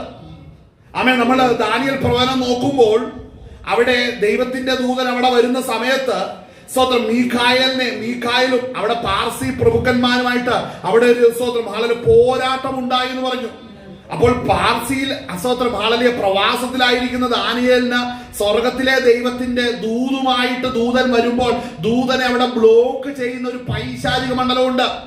അതുപോലെ തന്നെയാണ് രക്ഷിക്കപ്പെടാത്തവർ അവരിൽ വ്യാപരിക്കുന്ന ദുരാത്മ ശക്തി എവിടെയാണ്? ഈ ആകാശ മണ്ഡലത്തിലുണ്ട്. അപ്പോൾ ഓരോ മനുഷ്യനും മരിക്കുമ്പോൾ അവന്റെ ആയുസ് പ്രാണന് വേണ്ടി അവകാശം പറഞ്ഞു വരുന്ന ശക്തി ദൈവികമല്ലെന്ന് ചിന്തിക്കണം.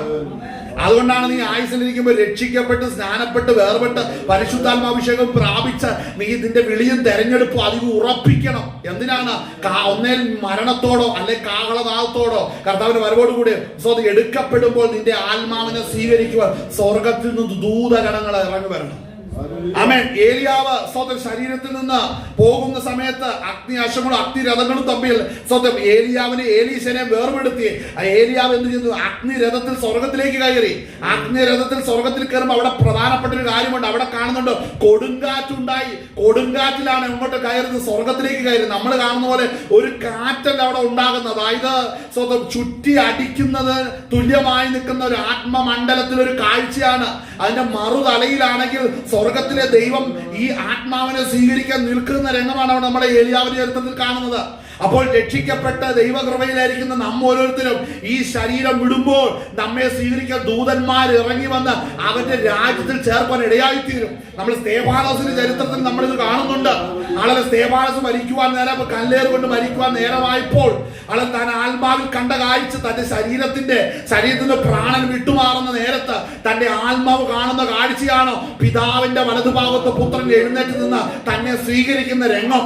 ആമേൻ. ആളെ ഏലിയാവ് കണ്ടു. ഇസ്രായേലിന്റെ തേരും തേരാളിയും ആയുള്ളവേ എന്ന് പറഞ്ഞ് ആളെ ഏലിയാവിൽ നിന്ന് വീണ ആളെ സ്വന്തം ആ പുതപ്പ് രണ്ട് ഖണ്ഡമായി വലിച്ചു കീറുന്ന ദൈവശക്തി ഇവിടെ വ്യാപരിക്കുവാൻ ഇടയായി തീർന്നു. അപ്പോൾ മനസ്സിലാക്കണം, ഉയരത്തിലെ ശക്തി പ്രാപിക്കുവോളം പട്ടണത്തിൽ ഇരിക്കണമെന്ന് പെന്തക്കോസ് നാൾ വരെ പറഞ്ഞിട്ടുണ്ടെങ്കിൽ ആ പെന്തക്കോസ് നാളിൽ അവരുടെ മേൽ വ്യാപരിച്ച പരിശുദ്ധാത്മാവിനാൽ അല്ലാതെ ദൈവരാജ്യത്തിൽ ഒരു മനുഷ്യാത്മാവും പ്രവേശിക്കുകയില്ല. അപ്പോൾ അതിന് നമ്മൾ തിരിച്ചറിഞ്ഞ് വേണം നിൽക്കുവാനായിട്ട്. അപ്പോൾ നമ്മൾ ഈ ആകാശ മണ്ഡലത്തിൽ ഏതൊരു മനുഷ്യന്റെ മേലും അവകാശം പറയുന്ന പൈശാചിക ശക്തികളുണ്ട്. ആമേൻ. ആ പൈശാചിക ശക്തി യേശുവിന്റെ രക്തത്താൽ വീണ്ടെടുക്കപ്പെടാത്ത പാപ മനുഷ്യരിൽ സകല മനുഷ്യരിലും ഈ പൈശാചിക ശക്തി ഇടപെട്ടുകൊണ്ടാണ് ഇരിക്കുന്നത്. അതിന് തെളിവാണ് നമ്മളൊന്ന് കണ്ട സ്വതന്ത്രം ആ പാർസി പ്രഭുക്കന്മാര് ദാനിയേൽ പ്രാർത്ഥിച്ചപ്പോൾ പ്രവാസത്തിരുന്ന കാലഘട്ടം വെളിപ്പെട്ട് വരണം, അതിനായിട്ടാണ് പ്രാർത്ഥിക്കുന്നത്.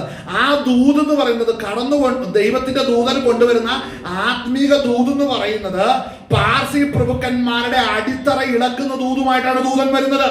കാരണം നിങ്ങളുടെ പ്രവാസം ഇത്ര നാൾ കൊണ്ട് അവസാനിക്കുമെന്നുള്ള ദൂത് അവിടെ വെളിപ്പെടുമ്പോൾ ശ്രദ്ധിക്കണം. ആ ദൂത് വെളിപ്പെടാതിരിക്കണമെന്നുണ്ടെങ്കിൽ പാർസി ദേശത്തിന്റെ മീതെ വ്യാപരിക്കുന്ന ദുരാത്മ ശക്തി ഇതിനോട് യുദ്ധം ഉണ്ടാകുന്നുണ്ട്. അപ്പോൾ ആത്മീക ശുശ്രൂഷകൾ വെളിപ്പെടുന്നതിനെതിരായിട്ട് അന്ധകാര മണ്ഡലങ്ങൾ എപ്പോഴും പോരടിച്ചുകൊണ്ടിരിക്കും. അതുകൊണ്ടാണ് ചില ഭവനത്തിന് മീതെ ചില വ്യക്തികൾക്ക് മീതെ ആത്മീകമായി തകർച്ച വരുന്നതിന് കാരണം ഇപ്പോഴും ഈ പറയുന്ന പൈശാചിക ശക്തികൾ ചില കുടുംബങ്ങളെയും ചില വ്യക്തികളെയും ബാധിക്കുന്നത് കൊണ്ടാണ് ആത്മീകമായി തകർന്നു കിടക്കുവാൻ കാരണമായി തീർന്നത്. അപ്പോൾ ഇത് തിരിച്ചറിയാതിരിക്കരുത്. അവിടെ വായിച്ച വാക്യം നമ്മൾ വായിക്കുന്നതിനാണ് അവയിൽ നിങ്ങൾ മുമ്പേ ഈ ലോകത്തിന്റെ ആകാശത്തിലെ അപ്പൊ കാലഗതി എന്ന് പറഞ്ഞാൽ ഓരോ കാലഘട്ടത്തെയും, ഓരോ കാലഘട്ടങ്ങൾ, ഓരോ സമയങ്ങൾ ഭൂമിയിലെ മനുഷ്യരെ അത് പല വിധത്തിലും ഇടപെടുന്നുണ്ട്, പാപ മനുഷ്യരിൽ ഇടപെടുന്നുണ്ട്. ആമേൻ, ഹല്ലേലൂയ. നമ്മൾ നോക്കുമ്പോൾ ഈ ട്രെൻഡുകൾ ഇങ്ങനെ വരുന്നുണ്ടല്ലോ, ട്രെൻഡുകളും സ്റ്റൈലുകളും ഒക്കെ പുതിയത് വരികയാണ്. ഇതെന്താണ്? ഇത് പാപത്തിന്റെ പ്രകൃതി തന്നെയാണ്, ശരി തന്നെയാണ്. പക്ഷെ അതിനെല്ലാരെയും ഒരുപോലെ ഒരുക്കിയെടുക്കുന്ന ഒരു ഘടകം ഇതിന്റെ പിന്നിൽ വ്യാപരിക്കുന്നുണ്ട്, സകല മനുഷ്യരിലും. അതാണ് ഈ കാലഘട്ടങ്ങൾ, ഓരോ കാലഗതികളെ എന്ന് പറയുമ്പോൾ ഓരോ കാലഘട്ടങ്ങളിൽ ഓരോരുത്തരെ, പാപ മനുഷ്യരെ അവരുടെ മുമ്പോട്ട് നിത്യ നരകത്തിലേക്ക് എത്തും വരെയും ഇവരെ ഇങ്ങനെ നടത്തിക്കൊണ്ടു പോകണം. ആമേൻ, സ്തോത്രം. ആ നടത്തിക്കൊണ്ടുപോകുന്ന ഓരോ കാലഗതികൾ ഒരുക്കി വെച്ചിട്ടുണ്ട്. ആമേൻ, സ്തോത്രം. ഇതിൽ നിന്നാണ് യേശുവിന്റെ രക്തത്താൽ നാം രക്ഷിക്കപ്പെട്ടത്. അതുകൊണ്ടാണ് ഇത് തിരിച്ചറിഞ്ഞു പകർന്നേരം ഇത് പ്രസംഗിക്കുമ്പോൾ പരിശുദ്ധാത്മാവ് അത് വെളിപ്പെടുത്തി തരുന്നൊരു കാര്യം. നമ്മൾ സ്തോത്രം ഇത് ആത്മാവിനെ പ്രാപിച്ചവരും ഇതിനെ ജയിച്ചവരും ഈ പദ്ധതിക്ക് പുറത്തായി, ഈ പദ്ധതിയിൽ നിന്ന് പുറത്തു വന്നു.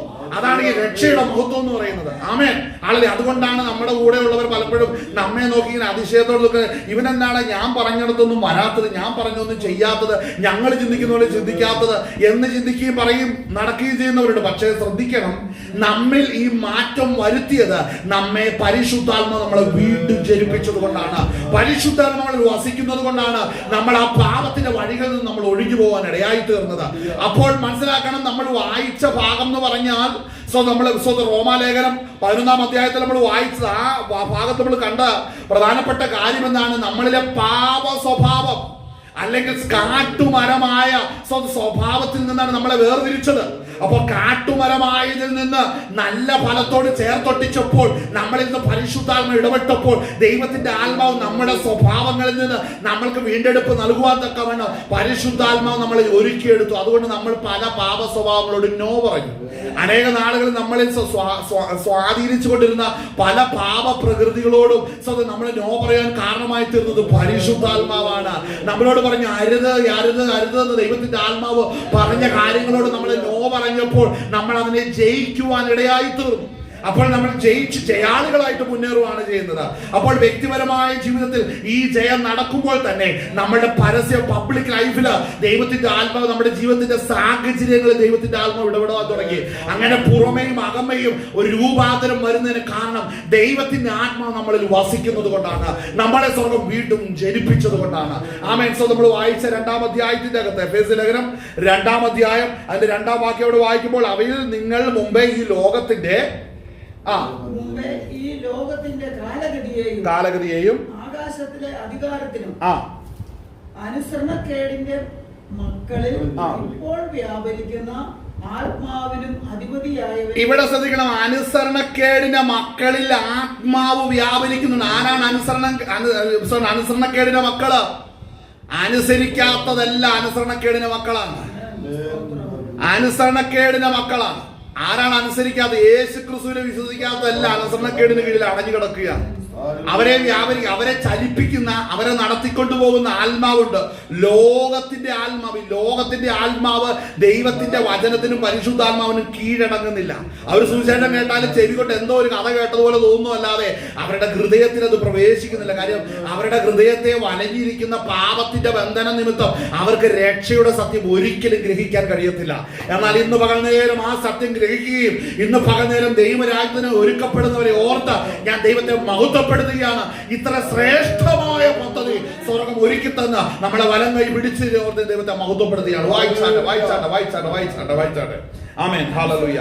മക്കളിൽ ഇപ്പോൾ വ്യാപരിക്കുന്ന ആത്മാവിനും അധിപതിയായവനെയും അനുസരിച്ചു നടന്നു. കണ്ടോ, അനുസരണക്കേടിന്റെ മക്കളിൽ ഇപ്പോൾ വ്യാപരിക്കുന്ന ആത്മാവിനും അധിപതിയായവനെയും. അപ്പോൾ അനുസരണക്കേടിൽ ഇരിക്കുന്ന മക്കളിൽ ഇരിക്കുന്ന ആത്മാക്കളുണ്ട്. ആ ആത്മാക്കൾക്ക് അധിപതിയായവരുണ്ട്, സാത്താൻ. കണ്ടോ, ആ സാത്താൻ എങ്ങനെയാണ് നിയന്ത്രിക്കുന്നതെന്ന് ഇവിടെ പൗലോസ് പറയുന്നു. രക്ഷിക്കപ്പെടാത്ത സകല മനുഷ്യരും ദുരാത്മാവ് അവരിൽ ഇരിക്കുമ്പോൾ തന്നെ ആ ദുരാത്മാക്കൾ അവരെ എങ്ങനെ നടത്തണമെന്ന് സാത്താൻ അവർക്ക് ഓർഡർ കൊടുക്കുന്നു എന്ന് പൗലോസ് പറയുന്നു. മനസ്സിലാകുന്നു. അപ്പോൾ രക്ഷിക്കപ്പെട്ടപ്പോൾ നമ്മളിൽ പരിശുദ്ധാത്മാവെന്ന് നമ്മുടെ നായകനും രക്ഷകനുമാകുന്ന കർത്താവ് സ്വർഗത്തിലുണ്ട്. നമ്മൾ നടക്കേണ്ടുന്ന വഴി നമുക്ക് കർത്താവ് ഒരുക്കി നൽകുകയാണ് ചെയ്യുന്നത്. ഹല്ലേലൂയ. നമ്മൾ 100 പേരെ നേടുന്നതിന് നമ്മൾ കൃപയിലിരുന്ന് മുന്നേറി പോകുന്നതാണ് ദൈവത്തിന് ഏറ്റവും പ്രസാദകരമായ കാര്യം. നമ്മൾ നേടണം. നമ്മളെ ഏൽപ്പിച്ച ദൗത്യം നമ്മൾ നിർവഹിക്കണം. ആമേൻ. പ്രതിഫലം നൽകുന്നത് സ്വർഗത്തിലാണ്. ആമേൻ. അപ്പോൾ ആ വചനം ഒന്നും കൂടെ പറഞ്ഞാട്ടെ. ഹല്ലേലൂയ. ആ വാക്യം ഒന്നും കൂടെ വായിച്ചേ. അവയിൽ നിങ്ങൾ മുമ്പേ ഈ ലോകത്തിന്റെ കാലഗതിയെയും ആകാശത്തിലെ അധികാരത്തിനും അനുസരണക്കേടിന്റെ മക്കളിൽ ഇപ്പോൾ വ്യാപരിക്കുന്ന ആത്മാവിനും അധിപതിയായവനെയും അനുസരിച്ച് നടന്നു. അവരുടെ ഇടയിൽ നാം എല്ലാവരും മുമ്പേ നമ്മുടെ ജഡമോഹങ്ങളിൽ നടന്നു. ജഡത്തിനും മനോവികാരങ്ങൾക്കും ഇഷ്ടമായത് ചെയ്തും കൊണ്ട്. അപ്പോൾ ശ്രദ്ധിക്കണം, ഈ ലോകത്തിന്റെ ആത്മാവ് വന്നാൽ ജഡത്തിനും മനോവികാരങ്ങൾക്കും ഇഷ്ടമായതാണ് അവർ ചെയ്യിപ്പിച്ചുകൊണ്ടിരിക്കുന്നത്. അത് ശ്രദ്ധിച്ചിട്ടില്ലേ? എവിടെയെങ്കിലും ഇപ്പോൾ മനസ്സിലൊരു തോന്നൽ വന്ന് അത് ചെയ്യാൻ ഓടുന്നവര്, ഹല്ലേലൂയ, അത് മനസ്സിൽ വരുന്ന വികാരങ്ങൾക്കും ചിന്തകൾക്കെല്ലാം അനുസരിച്ച് നീങ്ങുന്നവരെ കണ്ടിട്ടുണ്ടോ? ഈ ലോകം അതാണ്. നിന്റെ മനസ്സിൽ എന്ത് വിചാരം വന്നാലും അത് ചെയ്യാൻ നിന്നെ പ്രേരിപ്പിക്കുന്ന ലോകമാണ് ഈ ലോകം. ഹല്ലേലൂയ. അപ്പോൾ ഈ ലോകത്തിൽ ഇവിടെ ആ വചനം നമ്മൾ ശ്രദ്ധിക്കണം. ആ വചനം പറയുന്നത് എന്താണ്? സ്തോത്രം. അവരുടെ ഇടയിൽ നാം എല്ലാവരും മുമ്പേ നമ്മുടെ ജഡമോഹങ്ങളിൽ, അവിടെ പദം ശ്രദ്ധിക്കണം, അവരുടെ ഇടയിൽ നാം. അപ്പൊ നമുക്കൊരു പൂർവ്വകാലം ഉണ്ട്.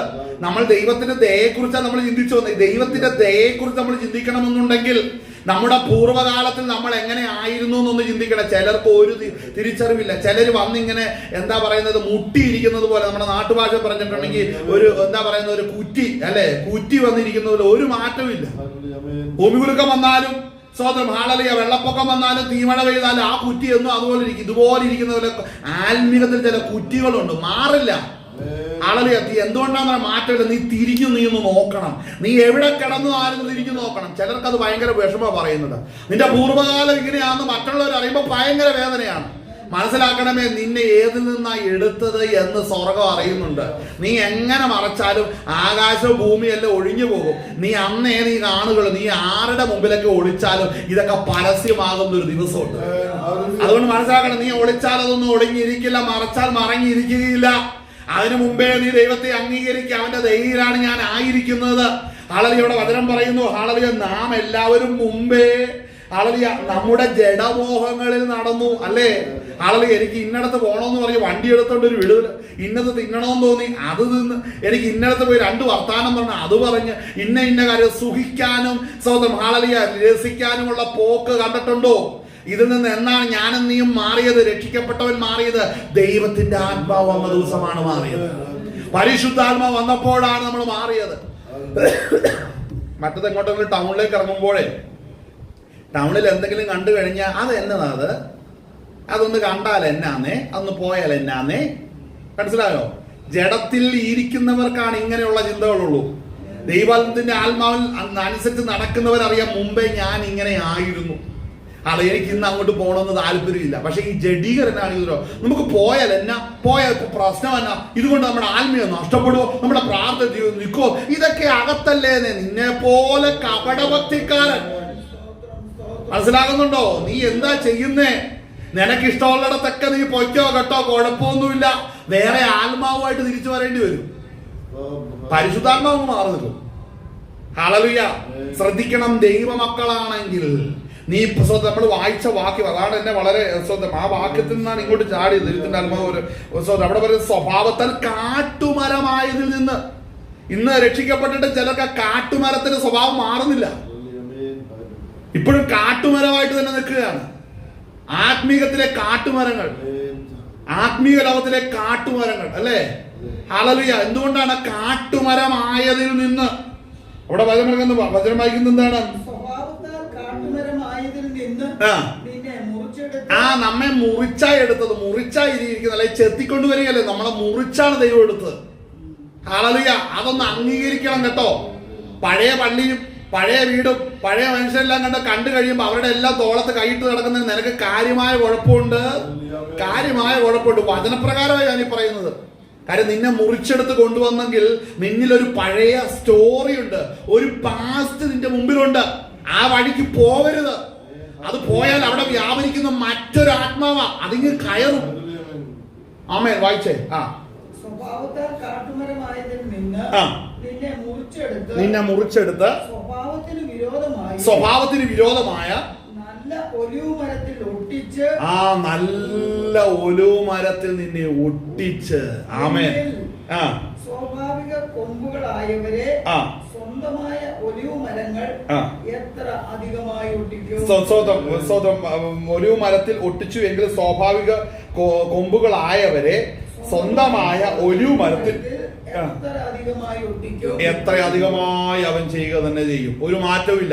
അപ്പോൾ കർത്താവിന്റെ പദ്ധതി എന്ന് പറയുന്നത് യഹൂദനെ വീണ്ടും പുനഃസ്ഥാപിക്കും. ആമേൻ. ഇതിനു മുമ്പ് എനിക്കും നിനക്കും കിട്ടിയിരിക്കുന്ന ഒരു അവസ്ഥയാണ്. എന്താണ് ദൈവത്തിന്റെ പദ്ധതി? ആമേൻ. സ്തോത്രം. അവർ അവിശ്വാസത്തിൽ അവരുടെ കൊമ്പ് ഒടിഞ്ഞുപോയി.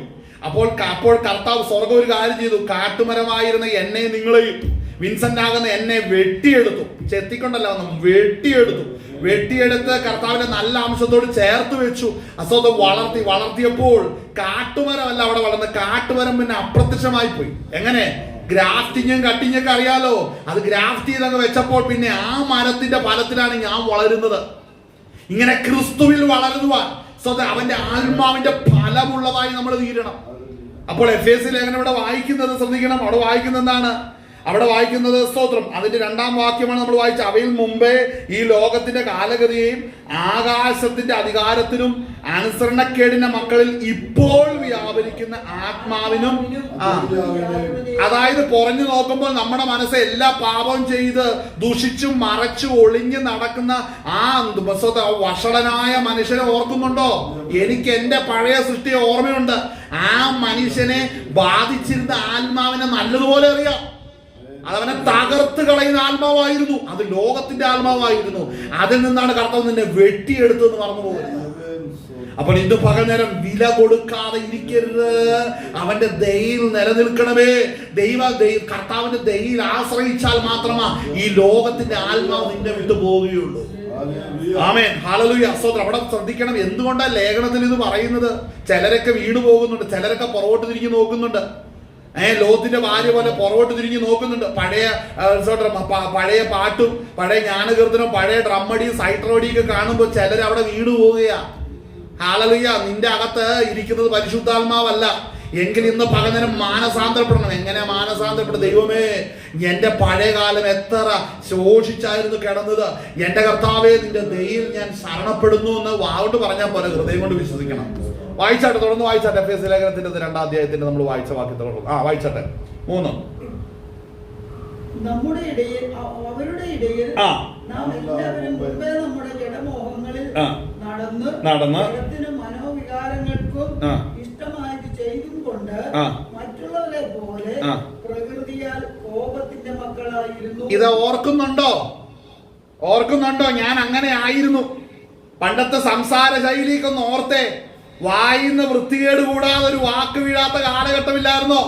നുണ പറഞ്ഞും അഹങ്കാരം പറഞ്ഞും വലിയ സ്വതം നിഗളിച്ച് സംസാരിച്ചതൊക്കെ ഓർമ്മയില്ലേ? ആരുടെയും തട്ടിക്കയറുന്ന സ്വഭാവമില്ലായിരുന്നോ? ചിലർക്ക് ഇന്നും ഉണ്ടത്. എന്താ ഇവിടെ പറയുന്നേ? അവിടെ പറയുന്നത് അവരുടെ ഇടയിൽ നാം എല്ലാവരും. ആരുടെ ഇടയില്? എന്നെ കർത്താവ് കാട്ടുമരമായിരുന്നു ഞാൻ, എന്നെ വെട്ടിയെടുത്തു.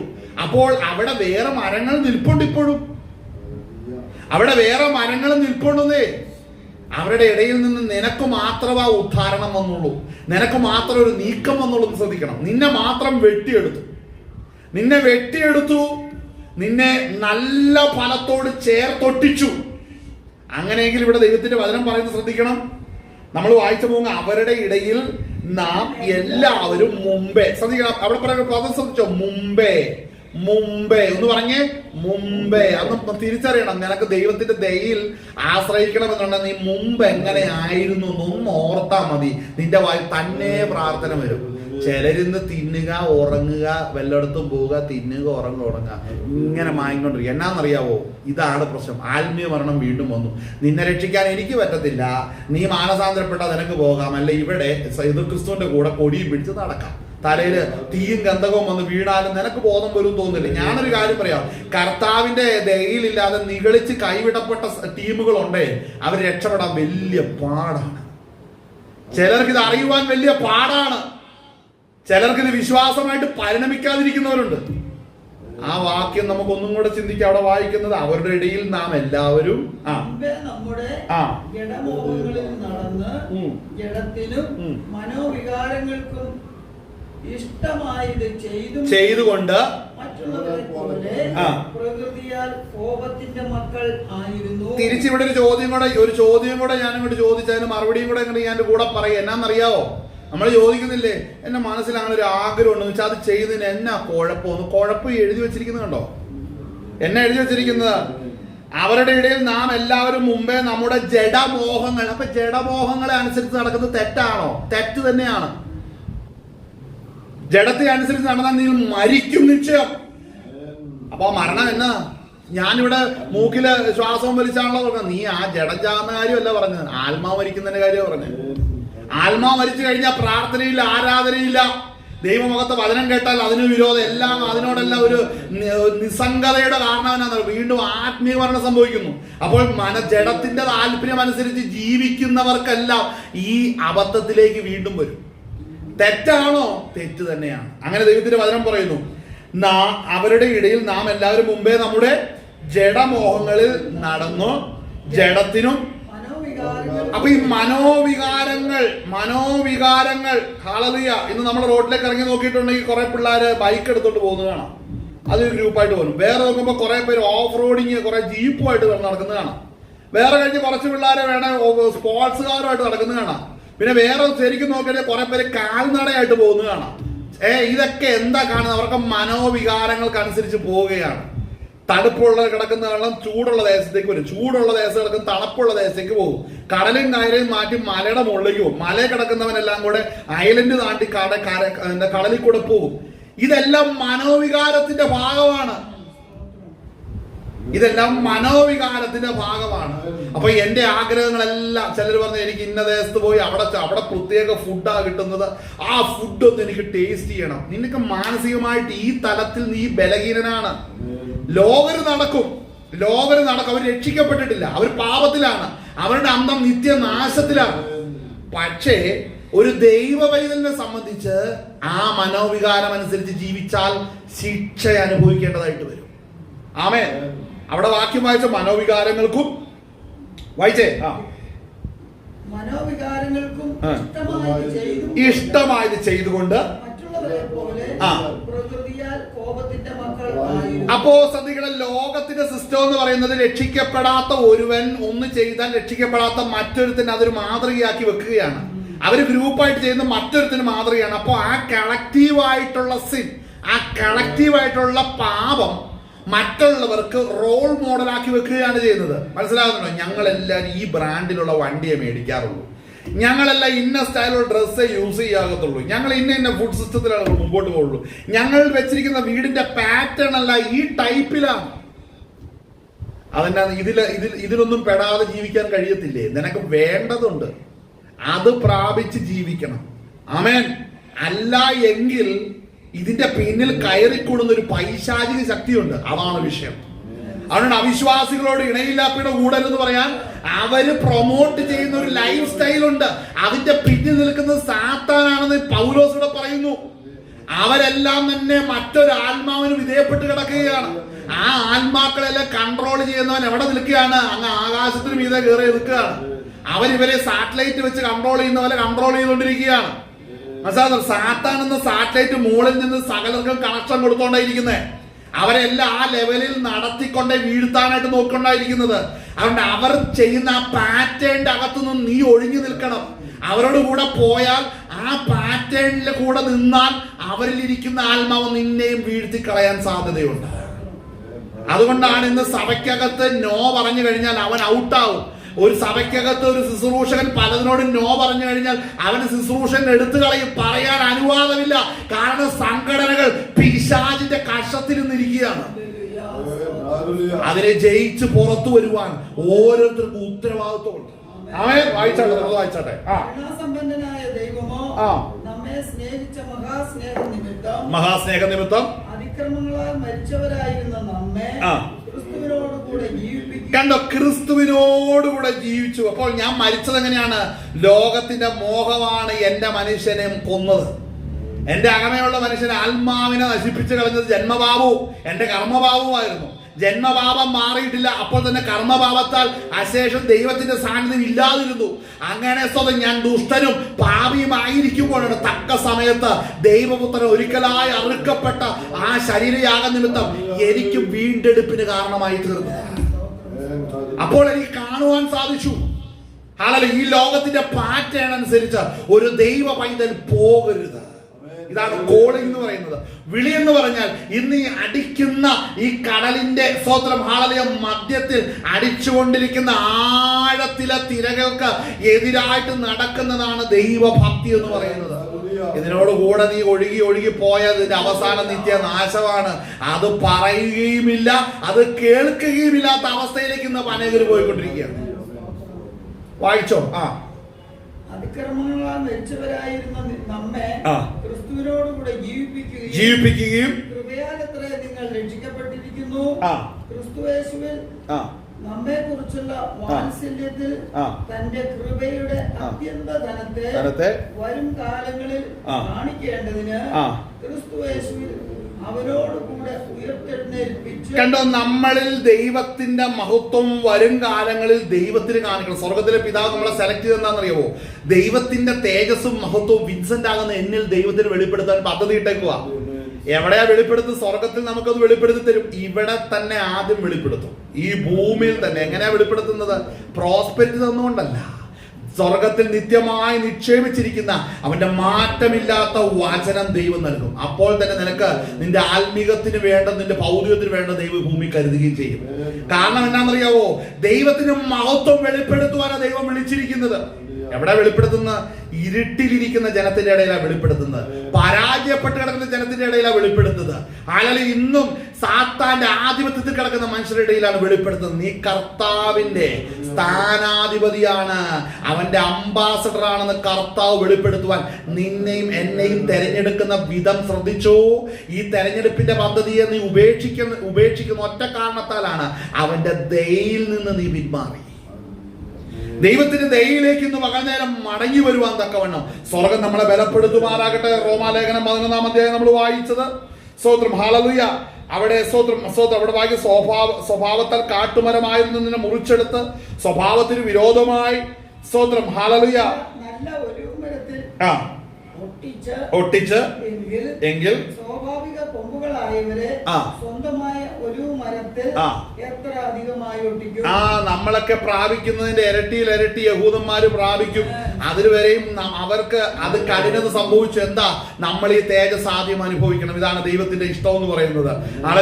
ഇസ്രായേൽ പൗരതയോടോ അല്ലെങ്കിൽ അവരുടെ ഗോത്രത്തോടോ അല്ലെങ്കിൽ ആ ന്യായപ്രമാണത്തൊന്നും ബന്ധമില്ലാതെ കിടന്ന വിൻസെന്റ് ആകുന്ന എന്റെ ജീവിതത്തില് സ്വർഗത്തിലെ ദൈവത്തിന്റെ തേജസ് പുത്രൻ മുഖാന്തരം വിൻസെന്റിൽ വെളിപ്പെടുത്തുവാൻ സ്വർഗം പ്രസാദിച്ചു. ആദ്യം ഞാൻ അനുഭവിച്ചു, എനിക്ക് ശേഷം യഹൂദന്മാർ അനുഭവിക്കും.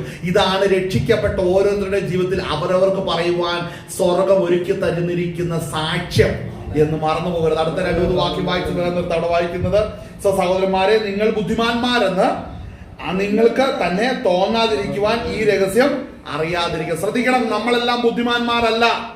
കാര്യം അവരനുസരണക്കേട് കാണിച്ചത് കൊണ്ടാണ് കർത്താവ് ഈ പദ്ധതി നമ്മുടെ ജീവിതത്തിൽ വന്നത്. അപ്പോൾ ശ്രദ്ധിക്കേണ്ട ഒരു കാര്യമുണ്ട്. അതിനുശേഷം അവന്റെ കൃപാവരങ്ങളെ കുറിച്ചൊക്കെയും പറയുന്നു. അതിനുശേഷം അതിന്റെ 30-ാം വാക്യം സ്തോത്രം, നമുക്കൊന്ന് വായിക്കാം. നിങ്ങൾ മുമ്പേ ദൈവത്തെ അനുസരിക്കാതിരുന്നിട്ട് അവരുടെ അനുസരണക്കേടിനാൽ ഇപ്പോൾ കരുണ ലഭിച്ചതുപോലെ. ശ്രദ്ധിക്കണം കേട്ടോ, ഇവിടെ ശ്രദ്ധിക്കേണ്ട ഒരു കാര്യമാണ്. നിങ്ങൾ മുമ്പേ ദൈവത്തെ അനുസരിക്കാതിരുന്നിട്ട്, ഞാൻ രക്ഷിക്കപ്പെടുന്നതിന് മുമ്പ്, സ്നാനപ്പെടുന്നതിന് മുമ്പ്, പരിശുദ്ധാത്മാഭിഷേകം പ്രാപിക്കുന്നതിന് മുമ്പ് എനിക്ക് ദൈവത്തെ അറിയത്തില്ലായിരുന്നു, ദൈവം ഉണ്ടെന്ന് പോലും അറിയത്തില്ലായിരുന്നു. അങ്ങനെ ഇരുന്ന ഒരു കാലഘട്ടം, പൂർവ്വകാലഘട്ടമുണ്ട്.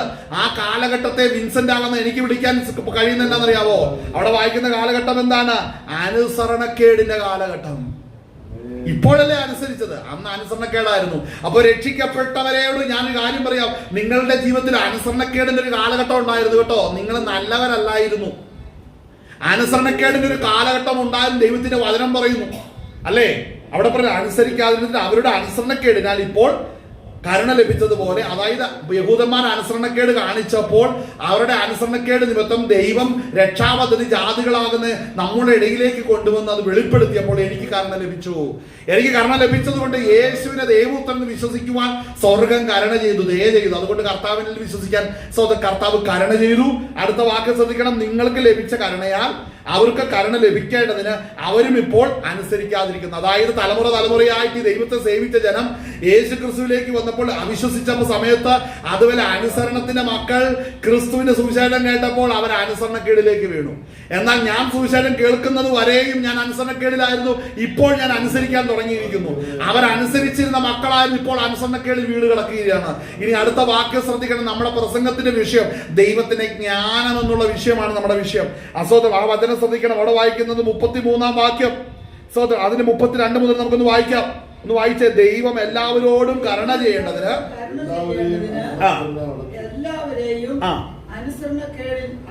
കണ്ടോ, എല്ലാവരെയും അനുസരണക്കേടിൽ അടച്ചു കളഞ്ഞപ്പോ ആ എല്ലാവരിൽ യഹൂദന്മാരും ഉണ്ട്, സകല ജാതികളും ഉണ്ട്. എല്ലാ മനുഷ്യരും ഇതിന്റെ അകത്ത് പെടുന്നുണ്ട്. എങ്ങനെയാ പെടുന്നത്? രക്ഷിക്കപ്പെട്ട എല്ലാവരും ആ ലിസ്റ്റിലുണ്ട്. ആ ലിസ്റ്റിലുള്ള ഒരു കാലഘട്ടം എന്റെ രക്ഷിക്കപ്പെടുന്നത് വരെയും അനുസരണക്കേടിന്റെ ആത്മാവിൽ ഇരുന്ന ഒരു കാലഘട്ടം എനിക്കുണ്ടായിരുന്നു. അങ്ങനെയെങ്കിൽ യഹൂദന്മാർക്ക് ഒരു കാര്യം അറിയാൻ സാധിക്കുന്നു. അവരെ കുറിച്ചോടെ പറയുന്ന കാര്യമുണ്ട്. അവർ അനുസരിച്ച് വന്നിരുന്നു, എന്നാൽ സുവിശേഷത്തെ കുറിച്ച് കേട്ടപ്പോൾ അനുസരണക്കേടിലായി തീർന്നിരിക്കുകയാണ്. അപ്പോൾ എല്ലാവരുടെയും ജീവിതത്തിൽ അനുസരിക്കാനും അനുസരണക്കേടിനുമുള്ള കാലഘട്ടം ദൈവം ഒരുക്കുകയാണ്. ആമേൻ. നമ്മുടെ കുടുംബത്തിൽ രക്ഷിക്കപ്പെടാത്തവരുണ്ടെങ്കിൽ അവരിന്ന് അനുസരണക്കേടിലാണ്. യേശുവിൽ വിശ്വസിക്കാത്ത ദേശക്കാരുണ്ട്, അവരിന്ന് അനുസരണക്കേടിലാണ്. എന്നാൽ മനസ്സിലാക്കണം, ദൈവം കരുണ ചെയ്തു കഴിയുമ്പോൾ അവരും അനുസരിക്കുവാനിടയായി തീരും. ഹല്ലേലൂയ. അടുത്ത വാക്യം ശ്രദ്ധിക്കണം. ദൈവം എല്ലാവരോടും കരുണ ചെയ്യേണ്ടതിന് എല്ലാവരെയും അനുസരണക്കേടിൽ അടച്ചു കളഞ്ഞു. കണ്ടോ, ദൈവത്തിന്റെ പ്രവൃത്തി ശ്രദ്ധിക്കണം. അപ്പോൾ നമ്മെ അനുസരണക്കേടിൽ അടച്ചു കളഞ്ഞൊരു കാലഘട്ടം ഉണ്ടായിരുന്നു. അതിൽ നിന്ന് എനിക്ക് വിടുതൽ കിട്ടി, നിങ്ങൾക്ക് വിടുതൽ കിട്ടി. ഇതുപോലെ അനുസരണക്കേടിന്റെ കീഴിൽ അടഞ്ഞു കിടന്ന ഒരു കാലഘട്ടത്തിൽ നിന്ന് അനുസരിക്കുവാൻ കർത്താവ് കൃപ ചെയ്തു. ആമേൻ. അടുത്ത വാക്ക് ശ്രദ്ധിച്ചേ. കണ്ടോ, ഇതാണ് ദൈവത്തിന്റെ ധനം, ജ്ഞാനം, അറിവ്. നമുക്ക് ആർക്കും എന്ത് ചെയ്യാൻ പറ്റുമോ? ഈ ഒരു ആയുസിൽ മാത്രം ജനിച്ച് ജീവിച്ചിരുന്ന നമുക്ക് ഓരോരുത്തർക്കും ദൈവത്തിന്റെ പദ്ധതിയെ തടുക്കാൻ അവന്റെ കയ്യിൽ കയറി പിടിക്കാൻ പറ്റുമോ? പാടില്ലെന്ന് പറയാൻ പറ്റുമോ? തലമുറയായിട്ട് യഹൂദന്മാരോട് ഇടപെട്ടിരുന്ന ദൈവത്തോട് ഒരു തലമുറയിൽ ചെന്ന് ദൈവമേ നിമിടം വരെ മതി എന്ന് പറയാൻ പറ്റുമോ? ഹല്ലേലൂയ. അപ്പോൾ സകല മനുഷ്യർക്കും ദൈവം മാത്രം രക്ഷകനെന്ന് വെളിപ്പെടുവാൻ അവന്റെ ജ്ഞാനത്തെ, വിവേകത്തെ, പരിജ്ഞാനത്തെ, അറിവിനെ നമ്മുടെ മുമ്പിൽ സ്വർഗം വെളിപ്പെടുത്തിയതിന് ഓർത്ത് ഞാൻ ദൈവത്തെ മഹത്വപ്പെടുത്തുകയാണ്. അവിടെ വായിക്കുന്ന കാര്യം സ്തോത്രം. ഹല്ലേലൂയ. ആ ദൈവത്തിന്റെ ധനം, ജ്ഞാനം, അറിവ് എന്നിവയുടെ ആഴമേ ദൈവത്തിന്റെ ന്യായവിധികൾ എത്ര അപ്രമേയവും അവന്റെ വഴികൾ എത്ര അഗോചരവുമാകുന്നു. അടുത്ത വാക്യം ശ്രദ്ധിച്ചാട്ടെ. അവന് മന്ത്രിയായിരുന്നവനാര്? അല്ല, 34. കർത്താവിന് മനസ്സ് അറിഞ്ഞവനാര്? അത് ആദ്യം പറയണം, മറന്നു പോകല്.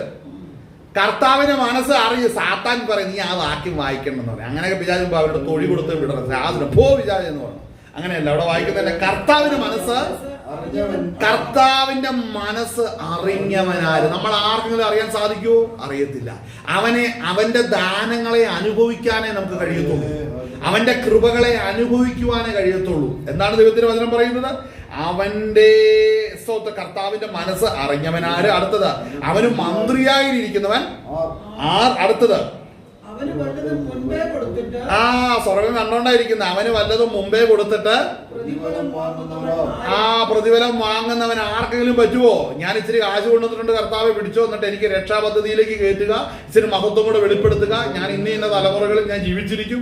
ആരെങ്കിലും പറ്റുമോ? ദൈവത്തോട് തുല്യനായിട്ട് ആരുമില്ല, ഒരു തലമുറയിലുമില്ല. അപ്പോൾ ഇതാണ് ദൈവത്തിന്റെ പദ്ധതി. സകല മനുഷ്യരെയും അനുസരണക്കേടിൽ അടച്ചു കളയുവാൻ ദൈവം പദ്ധതിയിട്ടു. ദൈവം തെരഞ്ഞെടുത്തിരിക്കുന്ന ഏതൊരു മനുഷ്യനും ഒരു കാലഘട്ടത്തിൽ അവർ അനുസരണക്കേടിലായിരുന്നു. മോശ തന്റെ 80 വയസ്സ് വരെയും ദൈവത്തെ അറിയാതെ ജീവിച്ചിരുന്നു, അനുസരണക്കേടിൽ അടച്ചു കളഞ്ഞു. ദൈവത്തിന്റെ സന്ദർശനത്തിൽ ദൈവത്തിന്റെ നിയോഗമനുസരിച്ച് പുറപ്പെട്ടപ്പോൾ ക്രിസ്തുവിനെ മോശയ്ക്ക് വെളിപ്പെടുത്തി കൊടുത്തു. അങ്ങനെ അനുസരിക്കുന്ന ഒരു കാലഘട്ടം 80 വർഷക്കാലം താൻ സ്വന്തം അനുസരണക്കേടിലിരുന്നു. ശേഷമുള്ള സ്വന്തം 120 വയസ്സ് വരെയുള്ള 40 വർഷക്കാലം ദൈവസന്ന അനുസരണമുള്ളവനായിട്ടിരുന്നു. അവന്റെ പാദപീഠത്തിലിരുന്നു. അപ്പോൾ മനസ്സിലാക്കണം, നമ്മുടെ മേലുള്ള ദൈവത്തിന്റെ വിളി എത്രയോ വലിയതാണ്, എത്രയോ ശ്രേഷ്ഠമാണ്. ഇന്ന് പകൽ നേരം ഈ വചനങ്ങൾ ആ സ്വർഗ്ഗം നിങ്ങളെ അനുഗ്രഹിക്കുമാറാകട്ടെ. വീണ്ടും നമുക്ക് ആ വാക്യം നമുക്കൊന്നും കൂടെ വായിച്ച് നമുക്ക് ദൈവത്തെ മഹത്വപ്പെടുത്താം. അവിടെ വായിക്കുന്നത്, ദൈവത്തിന്റെ ധനം, ജ്ഞാനം എന്നിവയുടെ അറിവ് ആഴമേ, അവന്റെ ന്യായവിധികൾ എത്ര അപ്രമേയവും അവന്റെ വഴികൾ എത്ര അഗോചരവുമാകുന്നു. കർത്താവിന്റെ മനസ്സ് അറിഞ്ഞവൻ, അവന് മന്ത്രിയായിരിക്കുന്നവന് ഒരുവനുമില്ല. അവന് മന്ത്രിയായിരുന്ന അവന് ഉപദേശം കൊടുക്കുവാൻ ഈ ഭൂമിയിൽ ആർക്ക് കഴിയത്തില്ല. അവന്റെ ദയയിൽ നിലനിൽക്കുവാൻ വിളിക്കപ്പെട്ടവരെ ഇന്ന് പകൽ നേരം അവന്റെ ദയയിൽ വീണ്ടും നമുക്ക് ആഴത്തിൽ നമുക്ക് ശരണപ്പെടാം. അവന്റെ മഹത്വം വെളിപ്പെടുമാറാകട്ടെ. നമുക്ക് കണ്ണുകൾ അടയ്ക്കാം, പ്രാർത്ഥിക്കാം. ദൈവസന്നിധിയിൽ നമ്മൾ ഇന്ന് പകൽ നേരം നമ്മുടെ ദിവസം പ്രാർത്ഥിക്കുകയും കർത്താവിന്റെ മഹത്വത്തെ വെളിപ്പെടുത്തുകയും ചെയ്യുമ്പോൾ നമുക്ക് കർത്താവിന്റെ പാദം